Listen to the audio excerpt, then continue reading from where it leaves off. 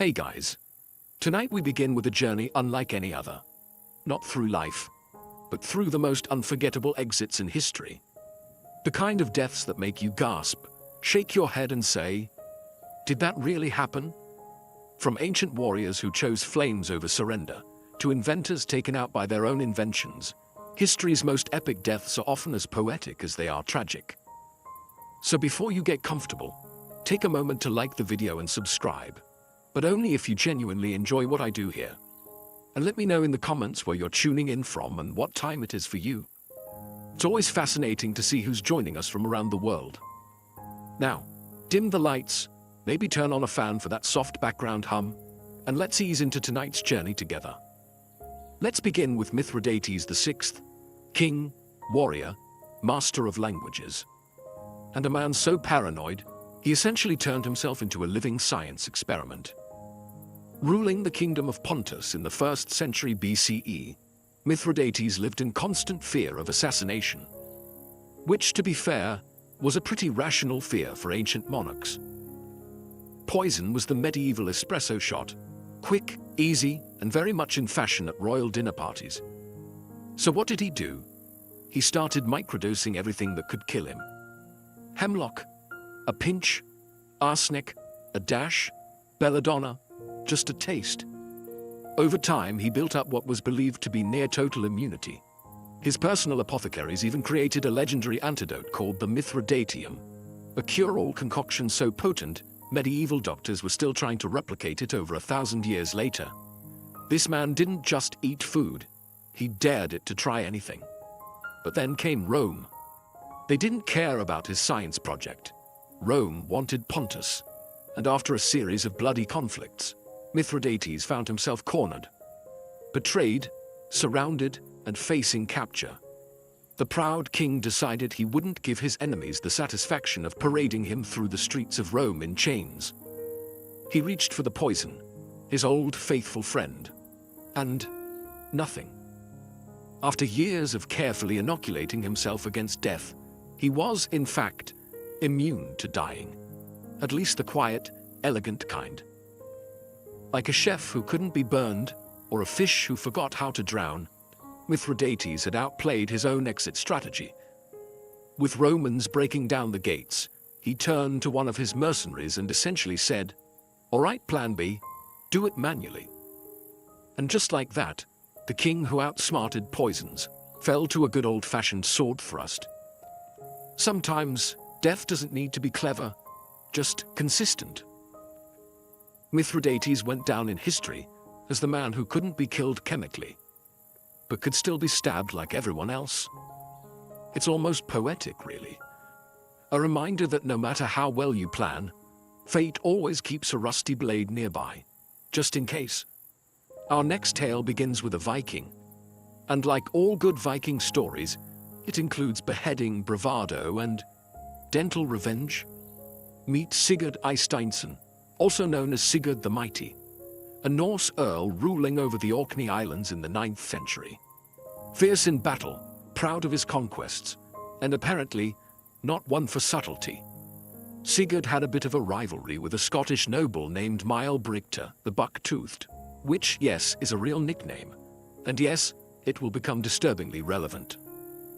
Tired of the back and forth, Sigurd challenged Brigte to a battle, each bringing 40 men.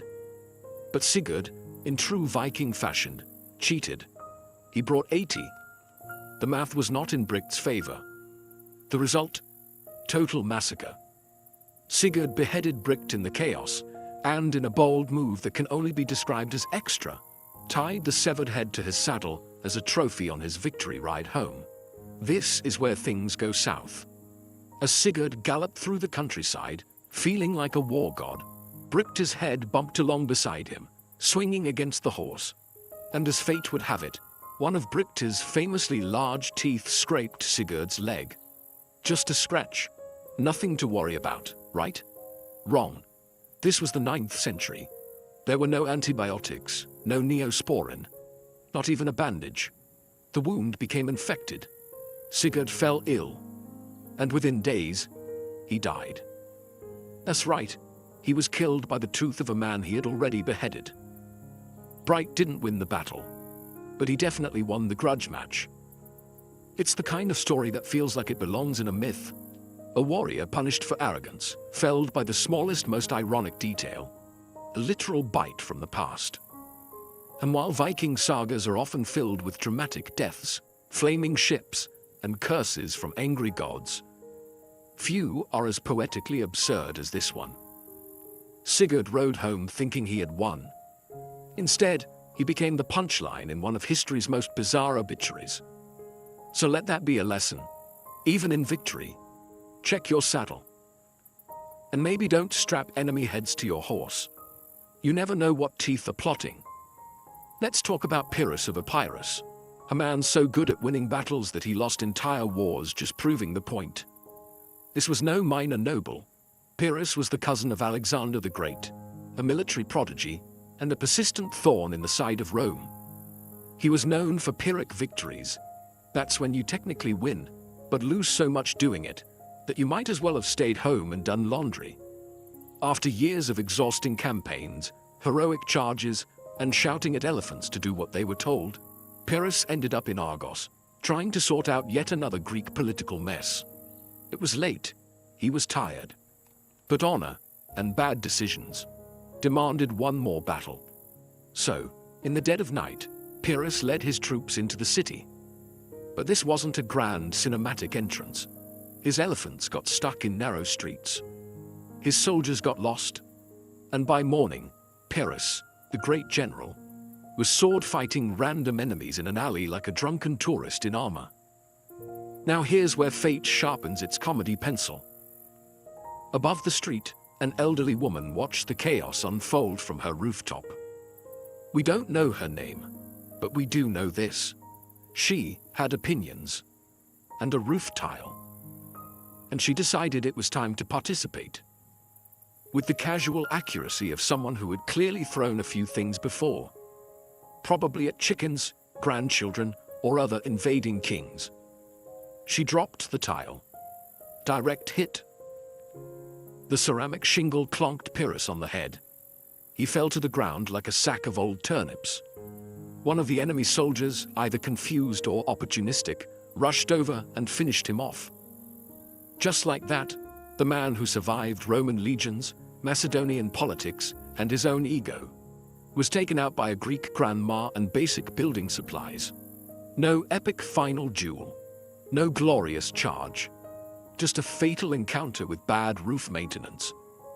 There's no statue for the woman. No official medal for best use of architectural debris in urban combat. But honestly, there should be. And Pyrrhus. He became a cautionary tale. A reminder that no matter how big your army is, gravity always wins.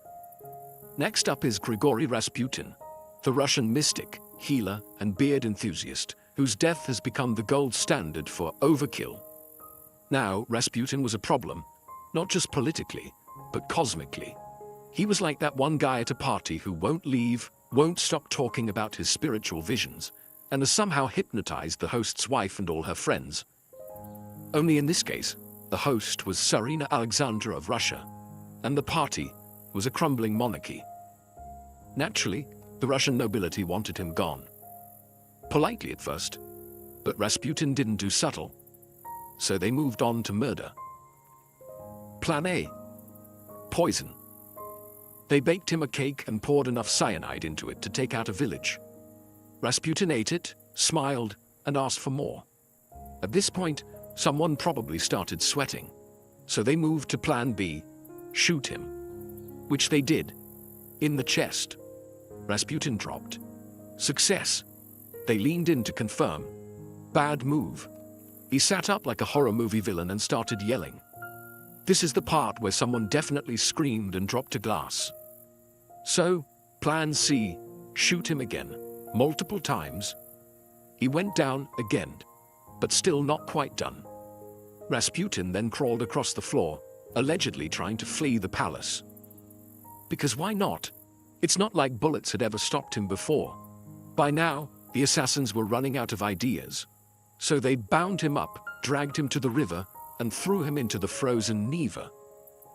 You know, just to be thorough. And here's the final twist. When his body was found downstream, his hands were reportedly clawing at the ice, which implies he was still alive, underwater, trying to escape. Because of course he was. It took poison, gunfire, blunt force trauma, and drowning to finally end Rasputin. If they'd tried stabbing him with garlic or driving a stake through his heart, no one would have even blinked. So what do we learn here? Never underestimate a man with terrible hygiene, questionable theology, and skin apparently made of iron. Our next exit comes courtesy of Chrysippus of Soli, a Stoic philosopher from ancient Greece who spent his life contemplating logic, ethics, and apparently fig-eating livestock. Now, Stoic philosophers were known for their seriousness. They taught emotional restraint, rational thought, and enduring hardship with a stiff upper lip. But Chrysippus, he went out laughing, literally. One afternoon, while doing whatever ancient philosophers did between lectures, likely pacing dramatically in a toga, Chrysippus noticed something odd. A donkey eating figs. That's it. That's the scene. But Chrysippus, clearly in a mood, turned to a servant and said, "Give that donkey a drink of wine to wash down the figs." And that's when it happened. He began to laugh. And he didn't stop. Not a polite chuckle. Not a philosopher's smirk. A full-blown, chest-rattling, wheezing, gasping, tears in the eyes laughing fit that ended in death. Yes, the man who could lecture for hours about the nature of the universe died because he thought a donkey eating fruit and sipping wine was too funny to live through. To be clear, this wasn't the first time ancient Greek philosophers died in bizarre ways. One supposedly choked on a fig, another fell into a well while stargazing. But Chrysippus truly committed to the bit. Imagine the scene. Scholars gathered around, ready for another lesson in virtue, only to find their teacher sprawled on the floor, still smiling, possibly mid-giggle. Not exactly the legacy Plato had in mind. There's something beautifully ironic about a Stoic, someone whose entire life was about controlling emotion, being undone by a single punchline. It's like if a fire safety instructor went out juggling matches near a curtain. And what a legacy. People might forget your theories on metaphysics, but the guy who died laughing at his own donkey joke, that'll be passed down for centuries. Some say laughter is the best medicine. In this case, it was definitely not. Let us now meet Franz Reichelt, a man of vision, a man of ambition, a man who thought, why should only birds have all the fun? Franz was an Austrian-born tailor living in Paris in the early 20th century. But he didn't just sew suits. He wanted to sew history. His idea? A wearable parachute. That's right. Franz dreamed of designing a coat that could transform into wings. Fashion meets aviation. Early aviation was still a mess at this point, with planes that looked like flying kites and crashes being more common than landings. So Franz figured, if pilots had to go down, at least they could glide down in style. After many attempts, tests, and prototypes, most of which ended with crash dummies plummeting into the ground, Franz was ready. Or at least he thought he was. Despite friends and authorities begging him not to, he insisted on testing it himself. And what better stage for this dramatic debut than the Eiffel Tower? It was 1912. Franz arrived in full media flair, proudly wearing his flying coat. Reporters gathered, cameras rolled, even police were there, mostly hoping to stop him, but also somewhat curious. He climbed the tower, waved to the crowd, and stood on the ledge. And then he jumped. The parachute. It didn't open, not even a little. Franz fell straight down, like a tailor-shaped brick, and hit the ground at roughly, we don't measure speed in pain, miles per hour. He died instantly, leaving behind a crater, a twisted coat, and an uncomfortable silence among the spectators. It would have been a tragic end, if it weren't also so perfectly ironic. A man who tried to make falling safe by falling. He went out doing what he loved, inventing. Unfortunately, his final prototype also served as his final moment. And as cruel as history can be, it remembers him not as a tailor, not even as an inventor, but as the Flying Tailor. A man who aimed for the sky and made it to the ground instead. If you thought being a Roman emperor meant eternal glory, flowing togas, and grapes served on silver platters, let me introduce you to Valerian, the only Roman emperor who got captured in battle and then turned into furniture. Valerian ruled during the 3rd century CE, a time when the Roman Empire was cracking like an overcooked lasagna. Plagues, civil wars, barbarian invasions. It was bring your own chaos every year. Still, Valerian tried to hold it all together. One of his main challenges? The Persians, specifically a king named Shapur I, who had absolutely no patience for Roman posturing. So Valerian gathered his army and marched east, determined to assert dominance. It did not go well. In the Battle of Edessa, the Roman army was obliterated, and Valerian was taken alive. A rarity back then. Capturing an emperor was like catching a unicorn in a bear trap. You'd think Shapur might ransom him or make a diplomatic power play. Nope. Shapur had a better idea. He used Valerian as a literal human footstool. That's right. Whenever Shapur mounted his horse, he had the former emperor brought out to kneel beneath his boots. Daily. Publicly. It's not just humiliation, it's humiliation with choreography. And just when you thought it couldn't get worse, it did. After years of this royal degradation, Valerian died in captivity. How? The sources disagree, but the most colorful version says Shapur had him skinned, stuffed with straw, and displayed as a war trophy in a Persian temple. A warning to Rome. A triumph for Persia. And, let's be honest, a taxidermist's worst day on the job. Rome, of course, was not pleased. They never officially acknowledged Valerian's fate. They acted like he just sort of disappeared.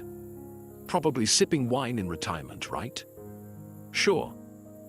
But Valerian's fate stuck in the historical memory. A mighty emperor brought down by hubris, bad strategy, and a king with a very literal sense of humor. Say hello to King Adolf Frederick of Sweden. A monarch remembered less for ruling a nation and more for losing a duel with his own dinner. Adolf Frederick reigned during the 18th century, a relatively peaceful time in Swedish history. He wasn't known for waging wars, passing sweeping reforms, or writing philosophical treatises. No, he's famous for eating himself to death, and not metaphorically. This was not a poetic, devoured by ambition situation. This was a literal death by buffet. It was Fat Tuesday 1771, the last day before Lent. A perfect excuse to indulge. And King Adolf did not hold back. According to historical accounts, he consumed lobster caviar sauerkraut, smoked herring champagne, and 14 servings of his favorite dessert, Semler. Now, if you've never had a Semler, imagine a cardamom-spiced bun filled with almond paste and whipped cream, floating in warm milk. Delicious. Fluffy. Deceptively innocent. Unless you eat them 14 times in a row, in which case, they become a Viking curse in pastry form. After this heroic effort, the king reportedly complained of stomach pains, which, let's be honest, is the politest way history could phrase what must have been a full-body rebellion. Shortly after, he died. Cause of death? Digestive problems, they said. In modern terms, we might file that under fatal food regret. Swedish citizens were understandably shocked. One minute you have a king, the next, he's been outmaneuvered by a dessert. Not an assassin, not a rebellion, not a duel. Cream and almonds. There's something bizarrely poetic about it. A king, indulging himself one last time, taken out by the very luxury that defined his life. The royal court tried to keep it dignified. But history remembers the menu. To this day, Sweden still celebrates Fat Tuesday with Semler buns. And yes, every year someone brings up the king who loved them a little too much. Let us now turn to Diogenes of Sinope, ancient Greece's most famous minimalist, social critic, and professional button pusher. Diogenes was a philosopher of the Cynic school, which is a polite way of saying he didn't care what anyone thought, wore the same tunic every day, and lived in what was essentially a giant clay jar. He believed in living a life free of possessions, social expectations, and personal shame. And he practiced what he preached. Publicly, loudly, sometimes indecently. So how did this crusty legend meet his end? Well, ancient sources disagree, which is always a red flag in historical storytelling. But one of the most entertaining accounts claims that Diogenes died by holding his breath. Yes, voluntarily. As in, I'm done with the world. Let me just not inhale again. Some say it was an act of willpower, a final mic drop in a life dedicated to rejecting society. Others suspect he was just really stubborn and possibly trying to prove a point about controlling his own destiny. Now, to be fair, there are other reported causes of his death. One version says he died from eating raw octopus. Another claims he was bitten by a dog, which, given his love for canine metaphors, feels a little too poetic. But the breath-holding theory? That one stuck. Probably because it's just so Diogenes. This was a man who once walked through the streets at high noon with a lantern, claiming he was searching for an honest man. A guy who told Alexander the Great, the most powerful man on earth, to move aside because he was blocking the sun. So yes, choosing to stop breathing because you're simply done with people fits the brand. And the best part, people respected it. The same society he mocked, challenged, and rejected ended up honoring him with a public tomb. Turns out, being a curmudgeon with excellent one-liners gets you remembered. Diogenes died the way he lived. Dramatically, weirdly, and completely on his own terms. Now we come to Marcus Licinius Crassus, a man so wealthy, he made other Roman millionaires feel like part-time pottery vendors. Crassus wasn't just rich, he was obscenely rich. He owned silver mines, real estate, slaves, fire brigades. Yes, he owned fire brigades, which he sent to burning buildings and offered to help if you sold him the property first. Real estate shark, Roman edition. But he wanted more. Not just gold, glory. He'd already made money. Now he wanted to be remembered like Caesar or Pompey, the kind of man who conquered something larger than a tax loophole. So, in 53 BCE, Crassus decided to invade Parthia, Rome's wealthy eastern neighbor. Think of it as Rome's version of, "Hold my wine, I got this." It was a disaster. He underestimated the Parthians, who had terrifying archers, expert cavalry, and very little interest in being conquered. Crassus walked his army deep into the desert and right into a trap. Thousands of Roman soldiers were massacred. His son was killed. Morale collapsed faster than a Roman aqueduct during budget cuts. And eventually, Crassus was captured. Now, the Parthians knew who he was. They'd heard the legends. The richest man in Rome, a man obsessed with wealth, practically a walking coin purse. So as a parting gift, they executed him by pouring molten gold down his throat.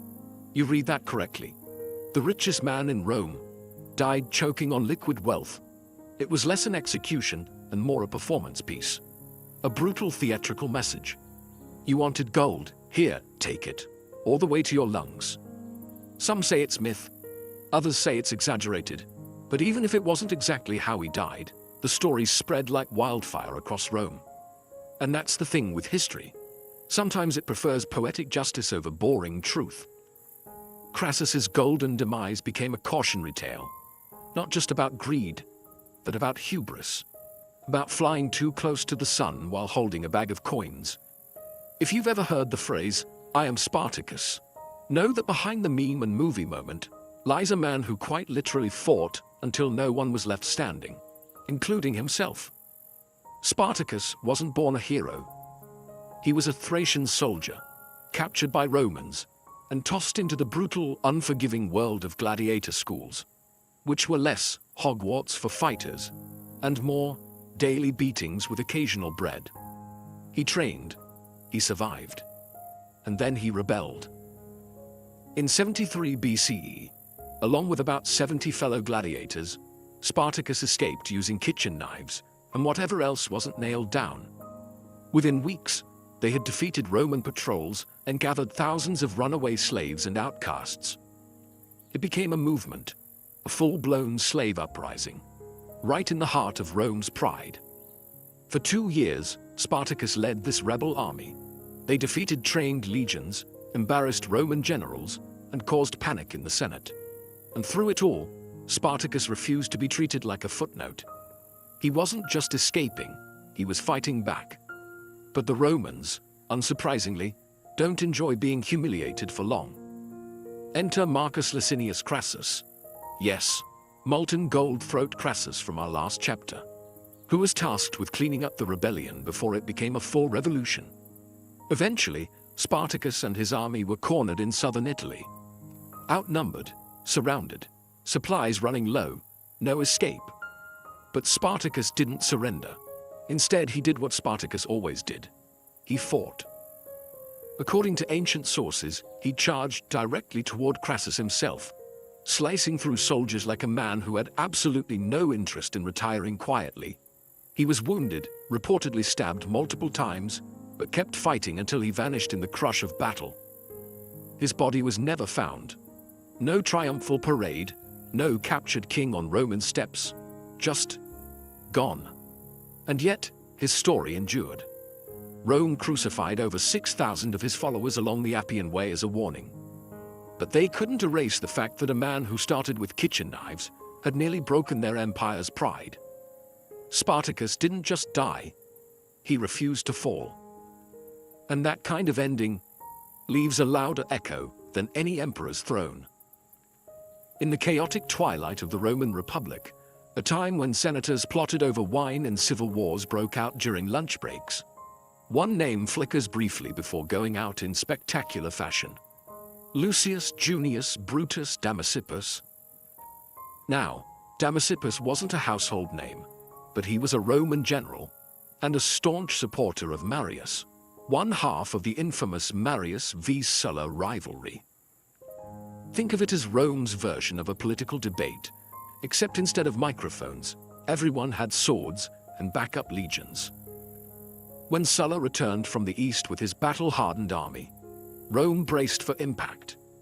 Damasippus, loyal to the now-defeated Marians, was arrested during Sulla's brutal cleansing of his enemies, a political spring cleaning, except with significantly more blood and fewer dustpans. He was sentenced to execution, along with a handful of other high-profile prisoners. But here's where Damasippus earns his place in our list. As he and the others were being led to their deaths, one of the condemned men began sobbing, pleading for his life. Panicking, Damasippus turned to him and laughing said, "Why weep, fool? Did you not know what business we came here for?" And that was it. No groveling, no final meal request, just a sardonic one-liner and a confident walk toward the blade. It's the kind of reaction that screams, "I've read the script and I don't need a rewrite." In an age when last words could be poetic, desperate, or full of regret, Damasippus chose dry sarcasm. He faced death like it was a dull committee meeting, mildly inconvenient but nothing worth losing your dignity over. Was he a great general? Perhaps not. Did he change history? No. But he went out with more composure than most emperors, kings, or philosophers. And sometimes in history that's enough.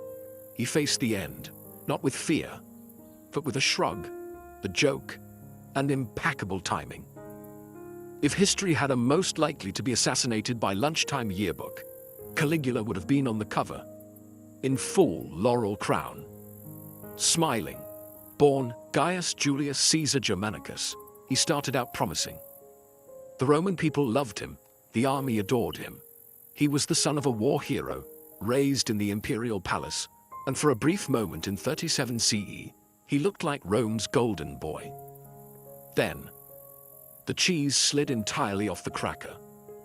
Caligula's reign spiraled into a fever dream of paranoia, delusion, and performance art-level governance. He declared himself a god, demanded to be worshipped as such, and, famously, appointed his horse, Incitatus, as a senator.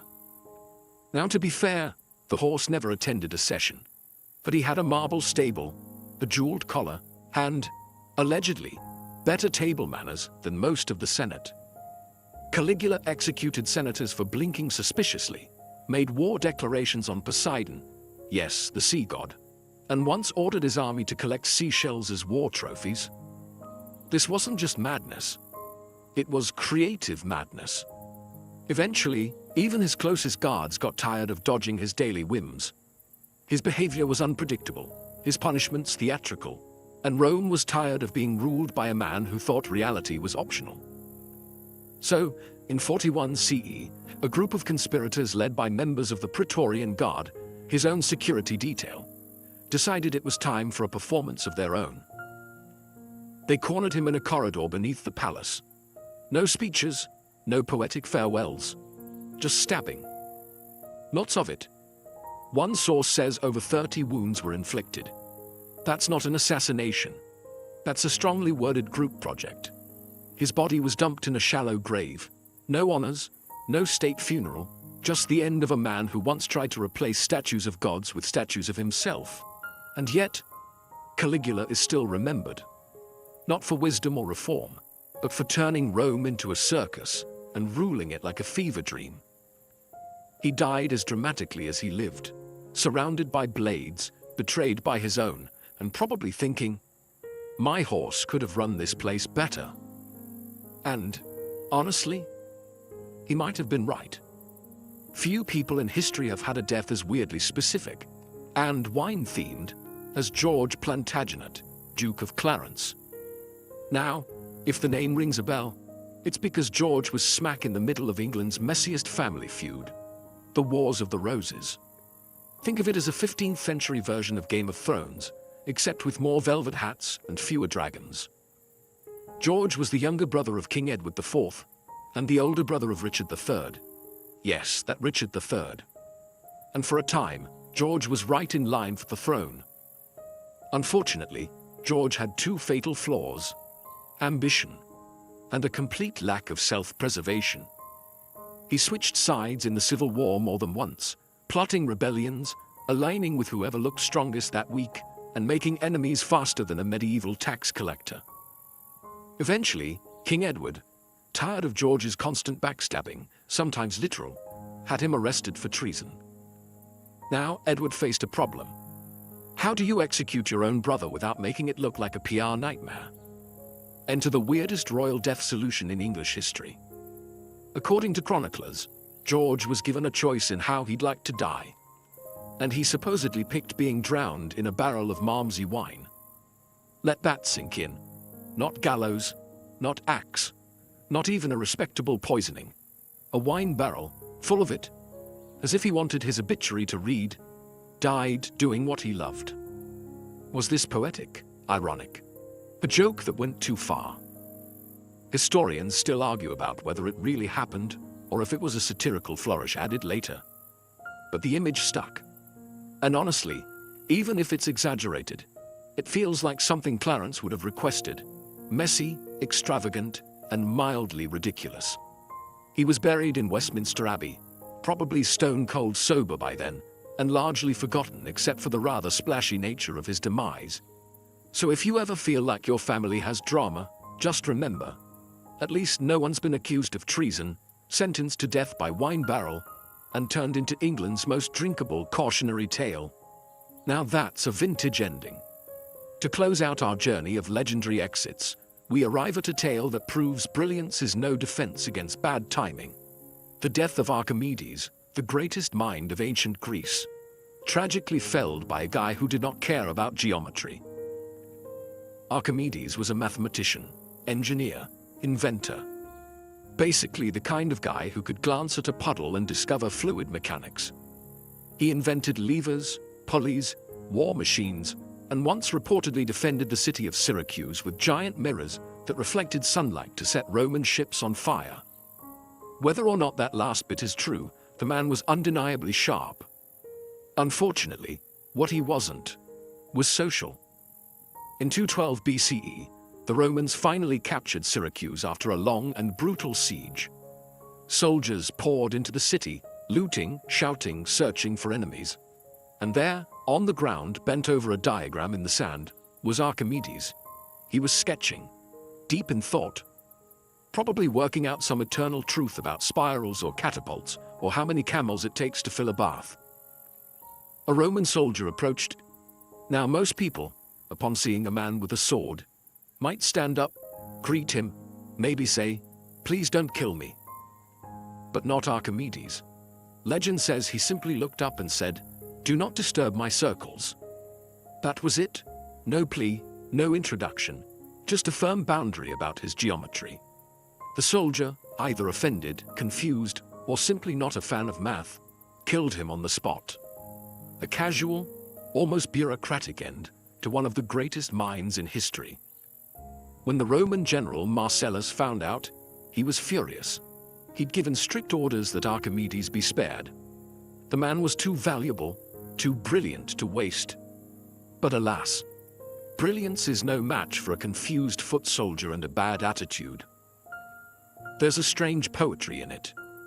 Archimedes, the man who calculated the volume of irregular shapes and invented the screw pump, felled not by a rival genius, but by someone who probably didn't even know what a hypotenuse was. And so, one of history's brightest lights was snuffed out, mid-equation. Let that be a lesson. If you're working on a big idea, maybe look up once in a while, especially during an invasion. Being royalty came with a lot of perks: velvet robes, bottomless feasts, a private choir or two. But as King Henry I of France learned in the 11th century, it didn't come with back support.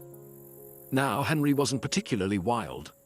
He didn't ride into battle bare-chested or throw orgies in the throne room. He was a relatively steady ruler, which in medieval Europe made him practically a unicorn. He reigned from 1031 to 1060, dealt with some standard rebellions, raised a family, built a church here and there. Nothing too flashy. But he will forever be remembered not for what he ruled, but how he left. The story goes that one day, after sitting for a long time, perhaps in prayer, or more likely just after a really long royal meeting, King Henry stood up too quickly, and that was it. He collapsed. Possibly a stroke, possibly an aneurysm, possibly just gravity asserting dominance. Whatever it was, he died shortly afterward. To be fair, medicine in the 11th century wasn't exactly known for its diagnostic accuracy. The local physician probably waved some herbs over his chest, muttered something about bad humors, and recommended immediate bleeding. Spoiler: it didn't work. And thus, the King of France became one of the first recorded victims of what modern science might call orthostatic hypertension. That weird head rush you get when you stand up too fast and suddenly see stars. Only in his case, it wasn't just dizziness. It was the end credits. Now you might think that dying after standing up is a little too anticlimactic for a king. But consider the symbolism. A man who ruled for decades, made it through wars, plots, and plague, brought down by a swift change in posture. It's like history whispering, even kings aren't safe from leg cramps. In medieval Japan, where honor was often measured in sword strokes and dramatic exits, Sesshu Toyo chose a quieter legacy. One made of ink, silence, and extraordinary patience. Born in 1420, Sesshu was raised in a temple, trained as a Zen monk, and, like most monks, expected to follow a life of meditation, humility, and sweeping floors. Except Sesshu had a problem. He loved to draw. Constantly. Obsessively. Especially when he wasn't supposed to. There's even a famous story that as a child, when punished and tied up for neglecting his duties, he used his toe to draw a mouse on the floor so lifelike that the monks were reportedly startled. That's right.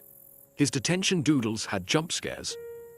Sesshu later traveled to China to study ink painting at its source. He returned to Japan with a style so bold, fluid, and emotionally charged that it changed Japanese art forever. Landscapes that looked like they were breathed onto the page. Mountains that seemed to hover in mist. Trees with more personality than most dinner guests. He grew old, painting nature and emptiness. Classic Zen themes. But unlike the samurai of his age, who often died dramatically in battle or ritual suicide, Sesshu simply kept painting. And when his time came, he faced death as he faced life, with a brush in hand. Legend says that as he lay dying in 1506, Sesshu asked for ink and paper. His final act, a single bold stroke, one last line on the page, simple, intense, mysterious, no signature, no explanation, just a brush stroke to mark the exit, as if to say, this is enough. He didn't die in a sword fight. He didn't poison himself under a cherry tree. He simply painted until the end, and let the ink speak where words never could. A quiet death, but an epic one, if you understand what it means to leave behind a masterpiece in silence. So, next time life feels loud, remember Sesshu. Sometimes the final word is just a line. If you've ever imagined a samurai death as noble, cinematic, and wrapped in cherry blossoms, Saigo Takamori is the man your imagination was borrowing from. Born in 1828, Saigo rose through the ranks as a brilliant warrior, statesman, and eventually a reluctant revolutionary. He helped lead the Meiji Restoration, which modernized Japan, abolished the feudal system, and unfortunately, made samurai about as useful as a fax machine in a smartphone world. Many samurai adapted. Saigo did not. As reforms swept through Japan, banning swords, samurai stipends, and everything else that rhymed with tradition, Saigo became the quiet face of discontent. And in 1877, when the Satsuma Rebellion ignited, he stood at the front. It was supposed to be a protest. It turned into a war. Saigo, with a few thousand die-hard warriors, marched against the Imperial Army, a force now armed with rifles, artillery, and significantly fewer nostalgic ideals. For months, they fought, outnumbered, outgunned, undeniably doomed. And still, Saigo refused to retreat. Eventually, at the Battle of Shiroyama, the final stand came. Surrounded, wounded, and watching his army crumble, Saigo turned to his remaining men. What followed is still debated. Did he commit seppuku, the ritual suicide of a samurai? Or was he too injured and asked a loyal follower to end it quickly? Either way, he died with his sword beside him, facing the future he helped build, but no longer belonged to.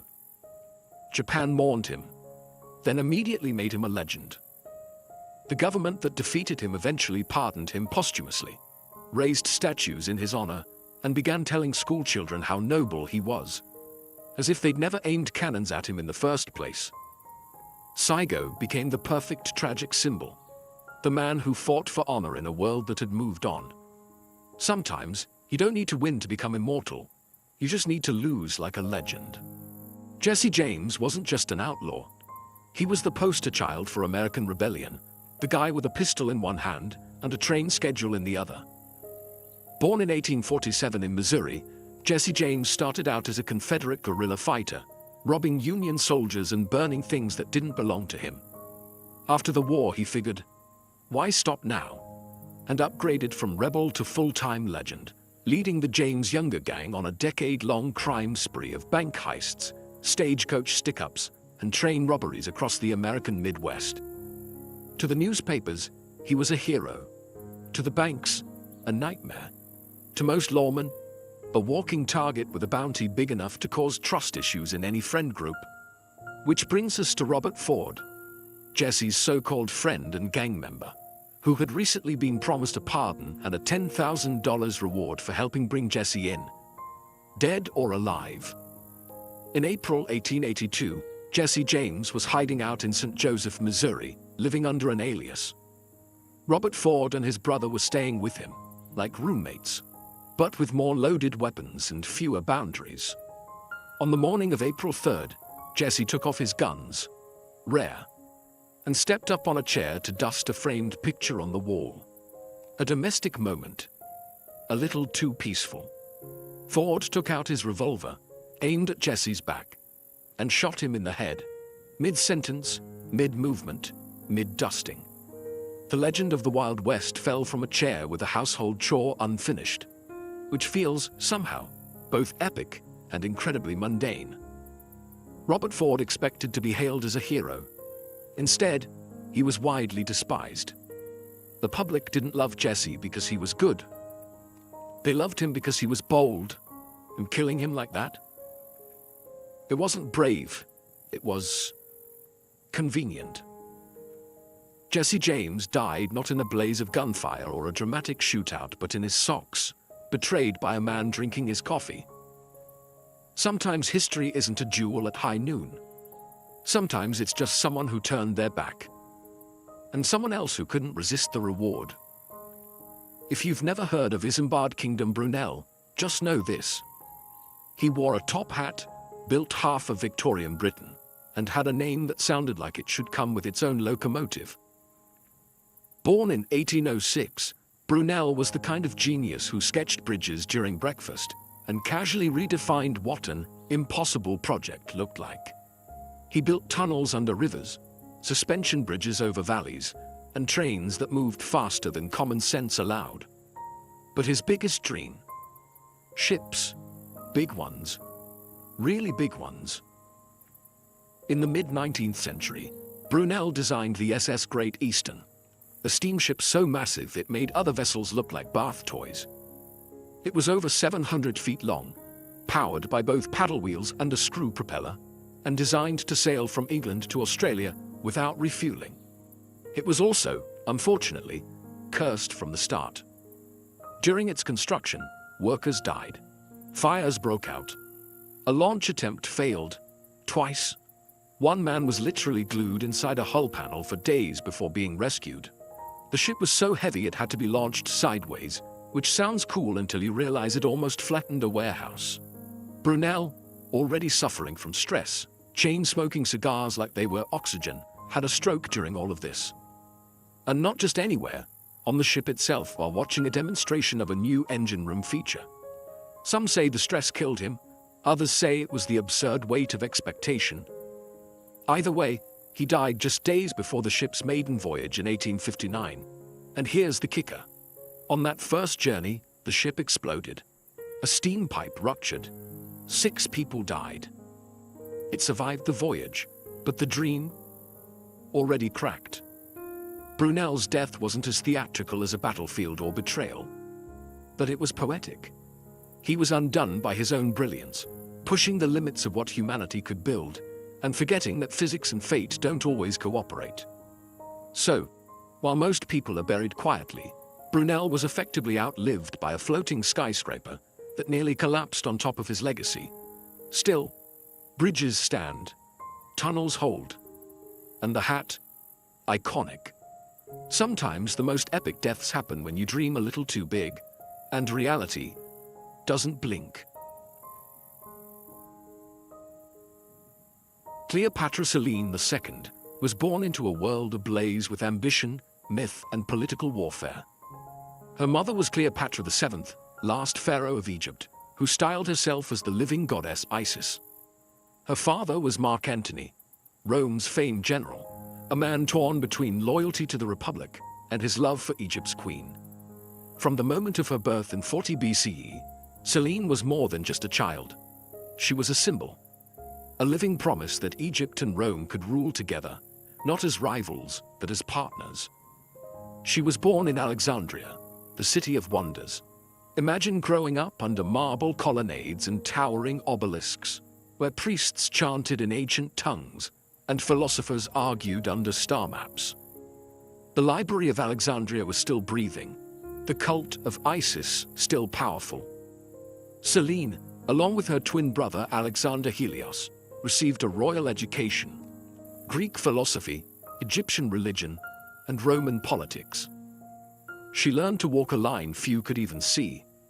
But despite the incense and ceremony, she was also born into a political trap. Cleopatra and Antony had carved up the Eastern Mediterranean like a wedding cake, giving their children grand titles they had no real armies to back. Little Selene was crowned Queen of Cyrenaica and Libya before she could even speak. Her name meant moon, twin to her brother's sun. But the moon would soon have to learn how to survive in darkness. Back in Rome, Octavian, later Augustus, watched all of this with cold calculation. Antony's alliance with Cleopatra was more than scandalous. It was treasonous. When war broke out between Octavian and Antony, Silena's fate was sealed by adult choices she had no control over. At just 10 years old, she watched her world unravel. The Battle of Actium in 31 BCE ended in crushing defeat for her parents.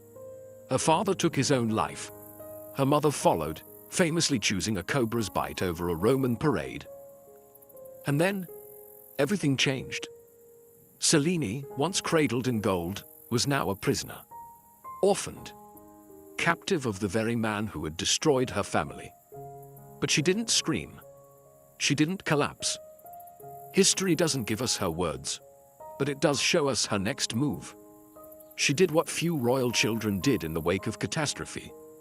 She survived. And that was only the beginning. After the dust of Alexandria settled, Cleopatra Selene, barely 10 years old, was taken across the Mediterranean as a war trophy. She arrived in Rome not as a princess, but as a symbol of Octavian's triumph.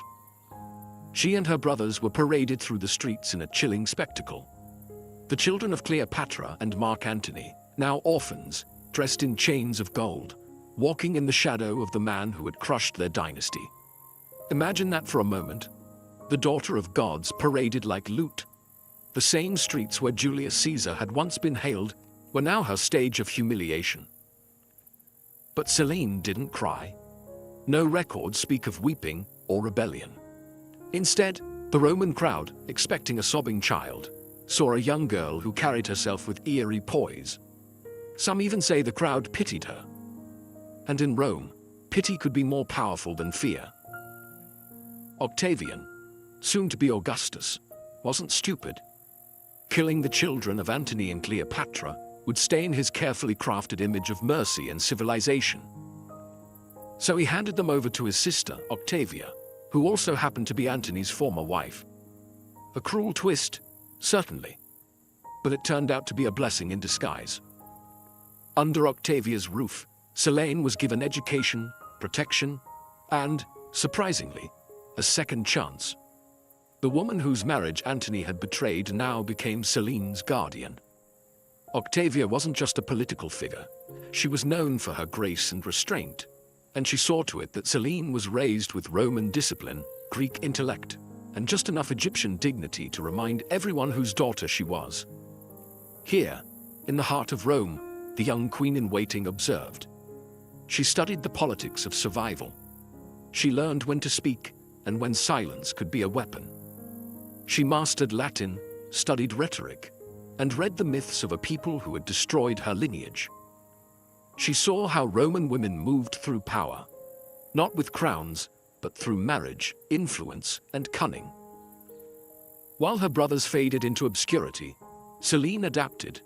She didn't fight Rome with swords. She fought it by understanding it. She learned that survival meant becoming indispensable to the system that once tried to erase her. In public, she was a ward, a Romanized princess. But behind those calculating eyes was a girl quietly plotting her return to the world stage. Not in rebellion, but through something far more dangerous. Marriage. Cleopatra Selene's transformation from captive to queen did not come by force. It came through strategy. As she entered her teenage years, Rome was reshaping the world in its image, and client kings were being installed like chess pieces across its vast empire. Augustus, ever the political puppet master, saw in Selene both a threat and an opportunity. So, he made a calculated move. He married her off. Her husband was King Juba II of Mauritania, a scholar king raised in Rome himself. He was the son of a North African ruler who had sided with Julius Caesar, then lost everything when Caesar died. Like Selene, Juba had been paraded as a child captive and raised in the house of Octavia. He was intelligent, well-mannered, and Roman to the bone. In essence, he was a safe investment for Augustus, a king loyal to Rome, but foreign enough to rule its distant provinces. The marriage was more than a union. It was a diplomatic masterpiece. Two royal children of conquered empires, both brought to Rome as trophies, now paired together as rulers of a kingdom they didn't ask for. And yet, it worked. Selene became Queen of Mauritania, modern-day Algeria and Morocco, a land rich in culture, but politically unstable. And she ruled not as a puppet, but as a monarch with vision. Together, Selene and Juba transformed their capital city, Iole, renaming it Caesarea, in honor of Augustus. But it wasn't just a name change. Under Selene's influence, the city bloomed into a vibrant blend of Egyptian opulence, Greek art, and Roman engineering. Temples rose, libraries were built, coins were minted bearing her image, wearing the solar crown of Egyptian royalty. Subtle, perhaps, but a powerful nod to her ancestry. Selene wasn't just playing queen. She was leaving her mark on an entire region. While Juba focused on diplomacy and writing, he fancied himself a historian and geographer. Selene brought statecraft. She managed trade, patronized the arts, and infused the kingdom with a hybrid identity that was unmistakably her own. Here, far from Rome's shadow and Alexandria's ruins, Cleopatra Selene didn't just survive, she thrived. Her life, once shattered by politics and bloodshed, had become something rare in the ancient world, a tale of quiet reclamation. She was no longer a symbol. She was a sovereign, and she wasn't finished yet. Cleopatra Selene was not content to be a ceremonial figure or a quiet consort to Juba II. She had been born into empire, tutored by tragedy and sharpened by humiliation. Now, with a throne beneath her and a kingdom at stake, she brought forth something Rome had never quite seen. The queen who blended three civilizations into one vision. Mauritania had always been a cultural crossroads. Berber tribes, Phoenician traders, and Carthaginian ghosts haunted its coasts. But under Selene, this mosaic became deliberate. She didn't impose Egyptian dominance, nor did she bow entirely to Roman tastes. Instead, she fused them, cleverly and intentionally. She oversaw the building of massive public works, harbors, temples, markets. Roman aqueducts snaked through cities that echoed with Egyptian symbolism. Statues of Isis stood near Roman forums. Greek theaters thrived alongside African-style craftsmanship. The result wasn't confusion, it was harmony. A kingdom that felt ancient and modern at once, loyal to Rome, but uniquely its own. And through it all, Selene remained visible. This was rare for a queen in a client kingdom. She appeared on coins, not behind her husband, but beside him, wearing royal regalia that harkened back to Ptolemaic queens. The solar disk, the vulture crown, symbols of divine rulership. These were quiet declarations. Egypt may have fallen, but its lineage breathed through her veins. More than anything, Selene understood diplomacy as art. She played Rome's game, but didn't let it consume her. She hosted emissaries, managed grain exports, and reportedly had a hand in the kingdom's taxation policies, especially in cultivating wealth through trade with the Mediterranean. Mauritania, under her watch, became a valuable Roman ally, not because it bowed low, but because it worked efficiently and profitably. And while Rome's upper classes whispered of her exotic bloodline and the legacy of her infamous mother, Selene gave them nothing scandalous to pounce on. No affairs, no uprisings, just progress, balance, and quiet dominance. Yet, even in her success, the memory of Alexandria lingered. The collapse of her dynasty, the cobra in the basket, her father's sword, it never left her. But instead of reviving that fallen legacy, she encoded it into her rule. Her kingdom became a sanctuary of synthesis. She did not rebuild Egypt. She reimagined it, thousands of miles away, on Berber soil. And in doing so, she made Mauritania a dynasty of her own. Cleopatra Selene had always lived in the in-between. She was Egyptian by blood, Roman by upbringing, and now North African by throne. Yet rather than choosing one identity, she mastered all three. She was a daughter of Isis, but also a Roman matron. a Hellenistic intellectual, but a ruler of desert tribes. In every role she played, she was both, and more. But this duality wasn't just a clever trick of politics, it was survival. Selene knew what happened to women who leaned too far into ambition. Her mother had done so, and died as a villain in Roman eyes.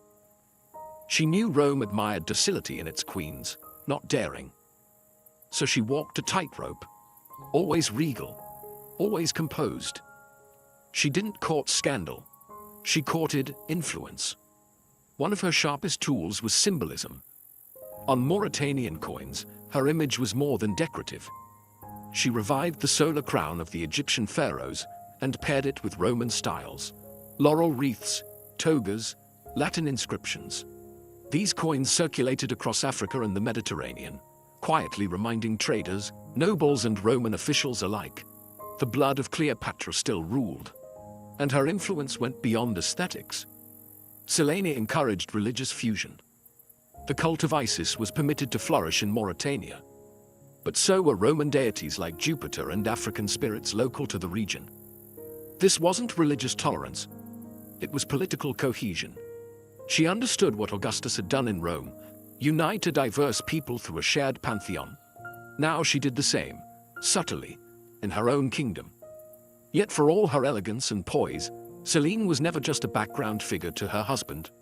Contemporary accounts and archaeological evidence suggest she played a crucial role in court decisions. Some historians believe she even governed in Juba's absence, issuing edicts, managing grain fleets, and settling tribal disputes. She wasn't just a queen, she was a partner in power. And perhaps most remarkably, she did all this without war. Cleopatra Selene's reign was defined by stability, something rare in the ancient world, and even rarer for a woman of her lineage.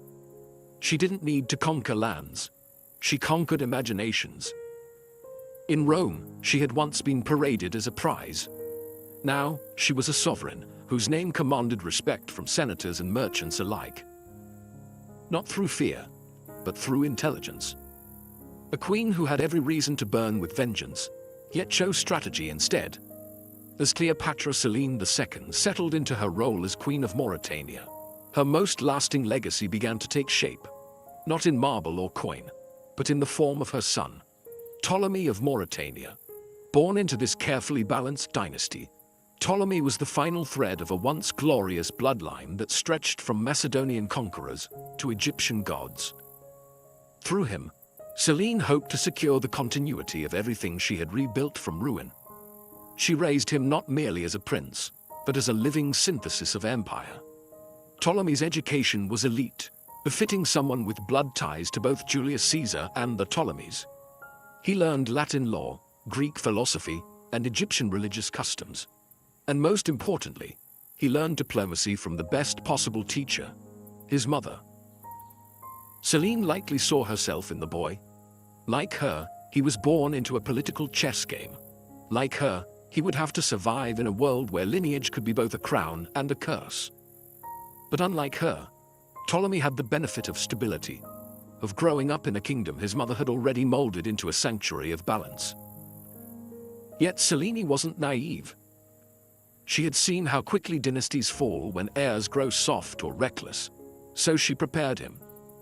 Not with swords, but with the tools of negotiation, politics, and culture. She ensured he would be fluent in the languages of power, literally and figuratively. But perhaps most fascinating is that Selene never tried to resurrect Egypt through her son. She knew better. The world had changed. Augustus ruled with iron control, and any attempt to revive old claims would be crushed. Instead, she quietly embedded Egypt into Mauritania's soul, through temples, imagery, customs, and passed that subtle legacy to Ptolemy. Her plan worked, at least for a time. Ptolemy eventually succeeded his father and ruled as king in his own right. Rome tolerated him, respected him, even granted him honorary consulship. He was treated like a prince of the blood, because that's exactly what he was. Through Ptolemy, Selene had done what her parents couldn't. She ensured the survival of their line without bloodshed. Her child wasn't a symbol of defeat, but of adaptation. and through him, her silent empire endured just a little longer. History often favors the loud, the conquerors, the revolutionaries, the mad emperors. But Cleopatra Selene left her legacy in whispers. No dramatic speeches survive, no scrolls filled with her philosophies. And yet, her fingerprints are everywhere, in the coins, the cities, the policies, and the quiet survival of a once doomed dynasty. As she entered the later years of her reign, Selene faded from Roman records. Some historians interpret this silence as political erasure. Others believe it was by her design. After all, visibility in Rome came with a price, especially for a woman with her ancestry. Perhaps she preferred to rule from the shadows, effective, invisible, and untouched by scandal. There are no records of scandal in her life. No betrayals, no affairs, no executions ordered in passion. That, in itself, is remarkable. Selene navigated a world defined by male egos, shifting alliances and cultural prejudice, without once giving her enemies a foothold. She understood power not as something to flash, but to wield subtly. And perhaps that subtlety was her revenge. One of her most powerful acts may have been the absence of vengeance. Unlike her mother, she never sought to reclaim Egypt. She didn't challenge Augustus or agitate against Rome. Instead, she ensured that her people, those who had followed her from Alexandria or remembered the old gods, were given refuge in her hybrid kingdom. Archaeological findings suggest Mauritania, under her reign, saw a fusion of religious practices. Egyptian funerary art found alongside Roman mosaics, North African shrines dedicated to Isis nestled beside altars to Jupiter. It was a spiritual mosaic held together by her quiet hand. Even the capital city, Caesarea, bore her influence. While named after Augustus, its soul reflected her. Public works flourished, architecture carried Hellenistic elegance, and local crafts were elevated to state-sponsored prestige. She wasn't rebuilding Alexandria. She was outgrowing it. And yet, there was always the memory of her mother, glorified and vilified, of her father, disgraced and fallen, of a city lost, a dynasty ended, and a bloodline nearly erased. Selene didn't speak of these things. History doesn't give her voice, but she didn't need to. Her silence was a language of its own. Every policy she made, every temple she funded, every symbol she wore was a sentence in an unwritten memoir. The world forgot her words, but it remembered her results. And then, she was gone. Cleopatra Selene II, queen, daughter of two legends, ruler of a kingdom crafted in cultural gold, simply disappears from the record. No triumphant obituary, no preserved tomb. No Roman historian thought her final days worth documenting. For someone born amid fireworks of history, her end came like a fading candle. We can estimate her death around 5 BCE, based on the abrupt absence of her name from official documents and coinage. One day she was co-ruling Mauritania. The next, only Juba the Toe appeared on the currency. No fanfare, no funeral inscription, just silence. But that silence is telling. In ancient royal circles, a quiet exit often meant one of two things. Either she died naturally and was mourned in private, or someone had reasons to erase her. And considering the political tightrope she walked for decades, both are possible. Still, there's no hint of scandal. Juba continued to rule after her death, but Mauritania never shone as brightly again. He married again, to Glaphyra, the Cappadocian princess. But that marriage ended quickly, and with far less legacy. Juba wrote books, governed dutifully, but something about the realm seemed dimmer. Selene, it seemed, had been more than queen. She had been the soul of the court. Her son Ptolemy took on the mantle after his parents, but even he would meet a tragic end. Executed in Rome by Emperor Caligula decades later, for reasons still debated. With him, Cleopatra Selene's bloodline truly ended. And yet, her fingerprints remained. Coins bearing her crowned image continued to circulate. Egyptian cults she had supported lived on in North Africa for centuries. The cities she shaped, like Caesarea, became hubs of trade and learning under Roman rule. Her legacy endured, not in thunderclaps, but in the long, slow turning of civilization. She had no epic tomb, but she built a kingdom. She left no famous speeches, but her policies changed lives. She raised no armies, but she conquered the chaos left by her parents and turned it into order. Cleopatra Selene vanished from the page, but only because she had already etched herself into the fabric of empire. And maybe that was her final act of brilliance, to vanish not as a victim of history, but as its architect. Cleopatra Selene II may have died in silence, but her story didn't end there. Her legacy lived on through her son, Ptolemy of Mauritania, a prince who embodied centuries of ambition, myth, and survival. He was the last known descendant of the Ptolemaic dynasty, the final living echo of Alexander the Great's generals and Egyptian pharaohs. Raised in the polished world his mother helped build, Ptolemy inherited not just a kingdom, but a delicate political legacy. He was young, wealthy, and Romanized, fluent in Greek, Latin, and diplomacy. His reign in Mauritania, though not as transformative as his mother's, was marked by continued prosperity and loyalty to Rome. But he walked a dangerous line, a client king with royal blood too grand for Rome to ignore. Initially, he played his role well. Augustus had granted him the rank of Roman senator, and later emperors welcomed him at court. He was praised for his wealth, his generosity, and his elegant lifestyle. The man wore purple, as was his right, and dined with emperors. But with every nod of favor came a whisper of envy. Ptolemy had what many Roman nobles feared, ancient legitimacy. And Rome, especially under unstable rulers, never trusted legacy. His downfall came under Caligula, the notoriously erratic emperor. Ptolemy visited Rome around 40 CE, reportedly dressed in regal splendor, perhaps too much for Caligula's fragile ego. According to ancient sources, Caligula said, "There is only room for one king in Rome."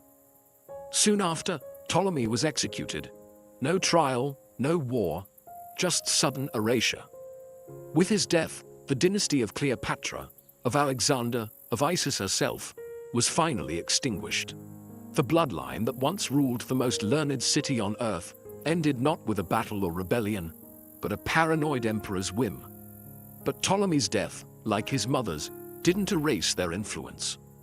Mauritania was annexed and reorganized into a Roman province, but it carried the blueprint Selene had drawn: cities, temples, hybrid traditions. Even in death she shaped the land. And though Rome tried to bury the dynasty, it never quite succeeded. The Ptolemies became myth. Cleopatra Selene, once paraded as a spoil of war, had outlived her enemies through legacy, culture, and her son's brief but glittering flame.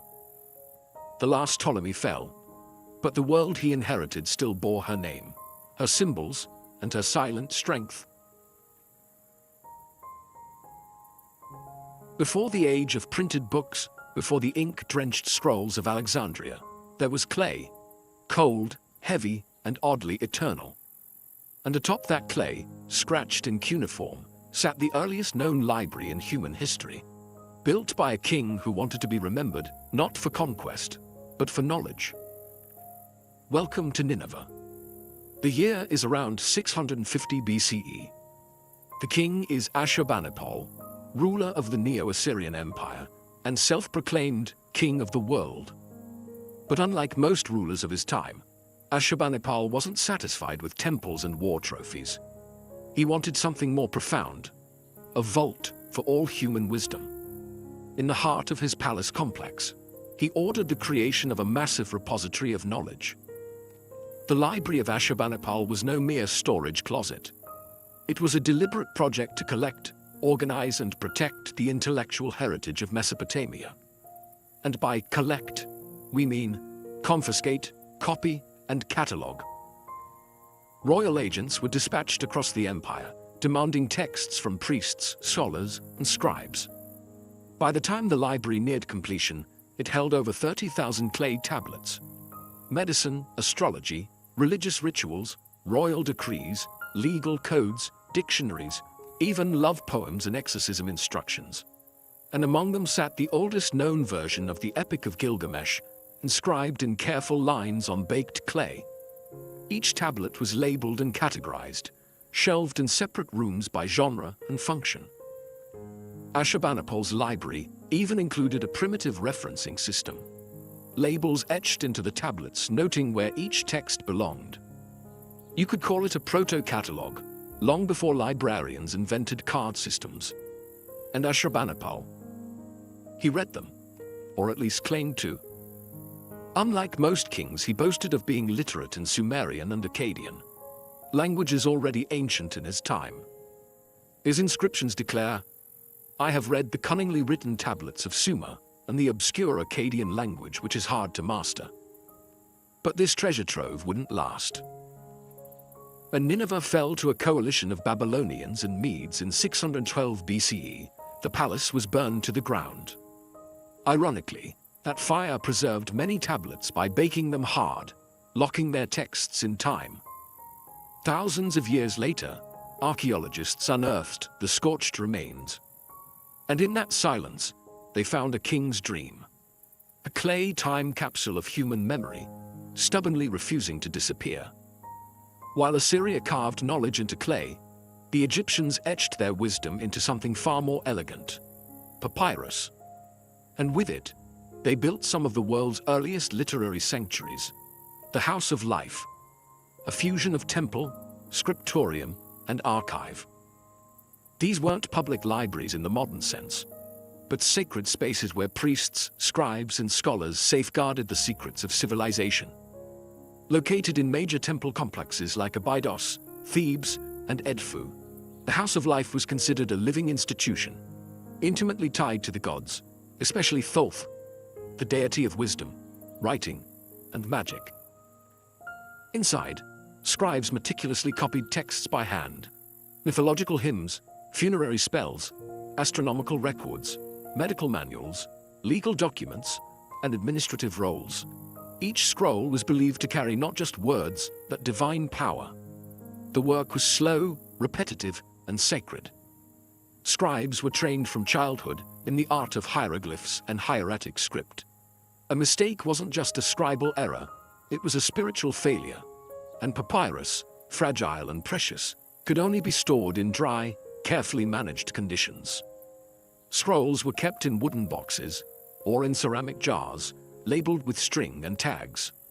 Each House of Life had its own classification system, although none survive in full detail. Perhaps the most famous example was at Per-Ankh in Thebes, where royal medical texts were copied and preserved for generations. It's likely where the Ebers Papyrus, an ancient Egyptian medical treatise filled with remedies, incantations, and surgical guidance, was produced and transmitted. But access to these libraries was highly restricted. They were not places of public enlightenment, but elite workshops for priests and royal advisors. Knowledge in Egypt was power, and power was guarded jealously. What you knew could determine your social rank, your religious role, or your fate in the afterlife. Especially when your knowledge included spells from the Book of the Dead. And yet, these institutions served as bridges, linking one generation of scribes to the next, preserving Egypt's cultural identity through conquest, drought, and dynastic change. When invaders came, Persians, Greeks, Romans, the Houses of Life faded. Their scrolls vanished, burned, or rotted. But fragments survive in tombs, buried with mummies, or scattered through trade. Whispered in ink on brittle papyrus, ancient Egypt's wisdom didn't vanish entirely. It just slipped between the cracks of history, waiting to be unrolled. Long before modern catalogs, Babylon had its own information empire, one built on bricks, stars, and divine order. While Ashurbanipal's library was the most famous, Babylon's own centers of learning stretched across temples, ziggurats, and royal courts. Here, libraries weren't just collections of texts. They were cosmological blueprints, storing the secrets of gods, calendars, and kings. At the heart of Babylon's scholarly life were the temples of Esagila and Izida, home to priest-scholars known as Umanu. These men weren't just scribes, they were mathematicians, astronomers, healers, and astrologers. And their libraries were compact, durable, and incredibly specific. Clay tablets filled with lists, omens, rituals, and calculations were carefully stacked in clay jars or pigeonholed into walls, like ancient filing cabinets. One of the most remarkable Babylonian contributions was the Enuma Anu Enlil, a vast collection of celestial omens. It recorded thousands of years of star and planet observations, linked with predictions about war, plague, or prosperity. These texts weren't simply academic. They were consulted before royal decisions, battles, and even coronations. In a world ruled by signs, these tablets were oracles. And Babylon didn't stop with astronomy. Their libraries contained mathematical texts that demonstrate complex geometry and early algebra. The Plimpton 322 tablet, for instance, contains trigonometric calculations that predate Greek mathematics by over 1,000 years. To modern scholars, it reads like the rough draft of a calculus textbook. Babylonian scribes used a system of colophons, tiny notes at the end of tablets that told you the scribe's name, the source, and sometimes warnings against stealing or misusing the knowledge. These weren't just records. They were intellectual property claims in the ancient world. But as Babylon passed from one conqueror to another, Hittites, Persians, Greeks, the libraries fell into decline. Many tablets were looted or broken, their fragments scattered in layers of rubble beneath centuries of dust. The dry climate preserved some, but most were buried and forgotten, until the 19th century excavations unearthed thousands of them. Even broken, these tablets spoke. In pieces no bigger than a palm, they held recipes, laws, spells, and the motions of stars. They proved that long before Aristotle or Euclid, the people of Mesopotamia had built a knowledge system both practical and poetic. Babylon's shelves may have crumbled, but its clay voices still whisper from the ruins. If knowledge had a capital in the ancient world, it was Alexandria. Founded by Alexander the Great and ruled by his successors, the Ptolemies, this Egyptian-Greek city became the beacon of ancient scholarship. At its heart was the Great Library of Alexandria. Built in the 3rd century BCE within the temple complex known as the Mouseion, a sanctuary for the Muses, the Library of Alexandria was more than a building. It was a dream, to collect every book, scroll, and scrap of knowledge the world had to offer. It wasn't a quiet room for local scholars. It was an intellectual empire. Under kings like Ptolemy the First and Ptolemy II, agents were sent across the Mediterranean to buy or copy scrolls from every port. Ships that docked in Alexandria were searched, and any scrolls on board were seized, copied, and stored. Even foreign works, Hebrew scriptures, Indian treatises, Babylonian astronomy, were translated into Greek. Estimates suggest the library may have held between 400,000 to 700,000 scrolls. These covered philosophy, medicine, engineering, poetry, botany, history, everything. Homer's works were edited here. Archimedes' ideas passed through its walls. Even Eratosthenes, the librarian, used it to calculate the Earth's circumference with remarkable accuracy. The library wasn't just about collection, it was about correction. Scholars here compared versions of texts, identified errors, and created the earliest critical editions. They preserved the best and questioned the rest. But Alexandria's brilliance also made it fragile. Fires, wars, and politics chipped away at its scroll-stuffed shelves. The first major blow may have come in 48 BCE, when Julius Caesar's forces, trapped in Alexandria's harbor, set fire to enemy ships and accidentally ignited parts of the library complex. Later, as the Roman Empire solidified, Alexandria became a battleground of ideologies: pagan, Christian, Gnostic, and its library suffered. By the time of the Muslim conquest in 642 CE, it's unclear what remained. Some sources claim Caliph Umar ordered its destruction, saying, if the books agree with the Quran, they're redundant. If not, they're heretical. But historians debate whether the library had already vanished centuries before. What's certain is this: the Great Library is gone. Not a single scroll survives, and yet its legend persists. Proof that the idea of a universal library was too powerful to burn completely. Alexandria became a symbol of what humanity once had, and tragically, what it lost. While Alexandria basked in fame, another city was quietly building a rival library, one that would challenge its dominance and revolutionize the very material of writing. That city was Pergamon, located in what is now modern-day Turkey. Under the rule of the Attalid dynasty in the 3rd and 2nd centuries BCE, Pergamon became a cultural powerhouse, and at its center stood the Library of Pergamon. Founded by King Eumenes II, the library was said to house over 200,000 scrolls, making it second only to Alexandria. But it wasn't just about the numbers. Pergamon emphasized quality, carefully curated texts, pristine organization, and a scholarly environment that nurtured philosophical thought, medical advancement, and historical documentation. And it had one critical advantage: parchment. Legend has it that when the Ptolemies of Egypt heard of Pergamon's rise, they banned the export of papyrus to starve their rival of writing material. Pergamon responded by refining the use of animal skin, pergamenum, or parchment.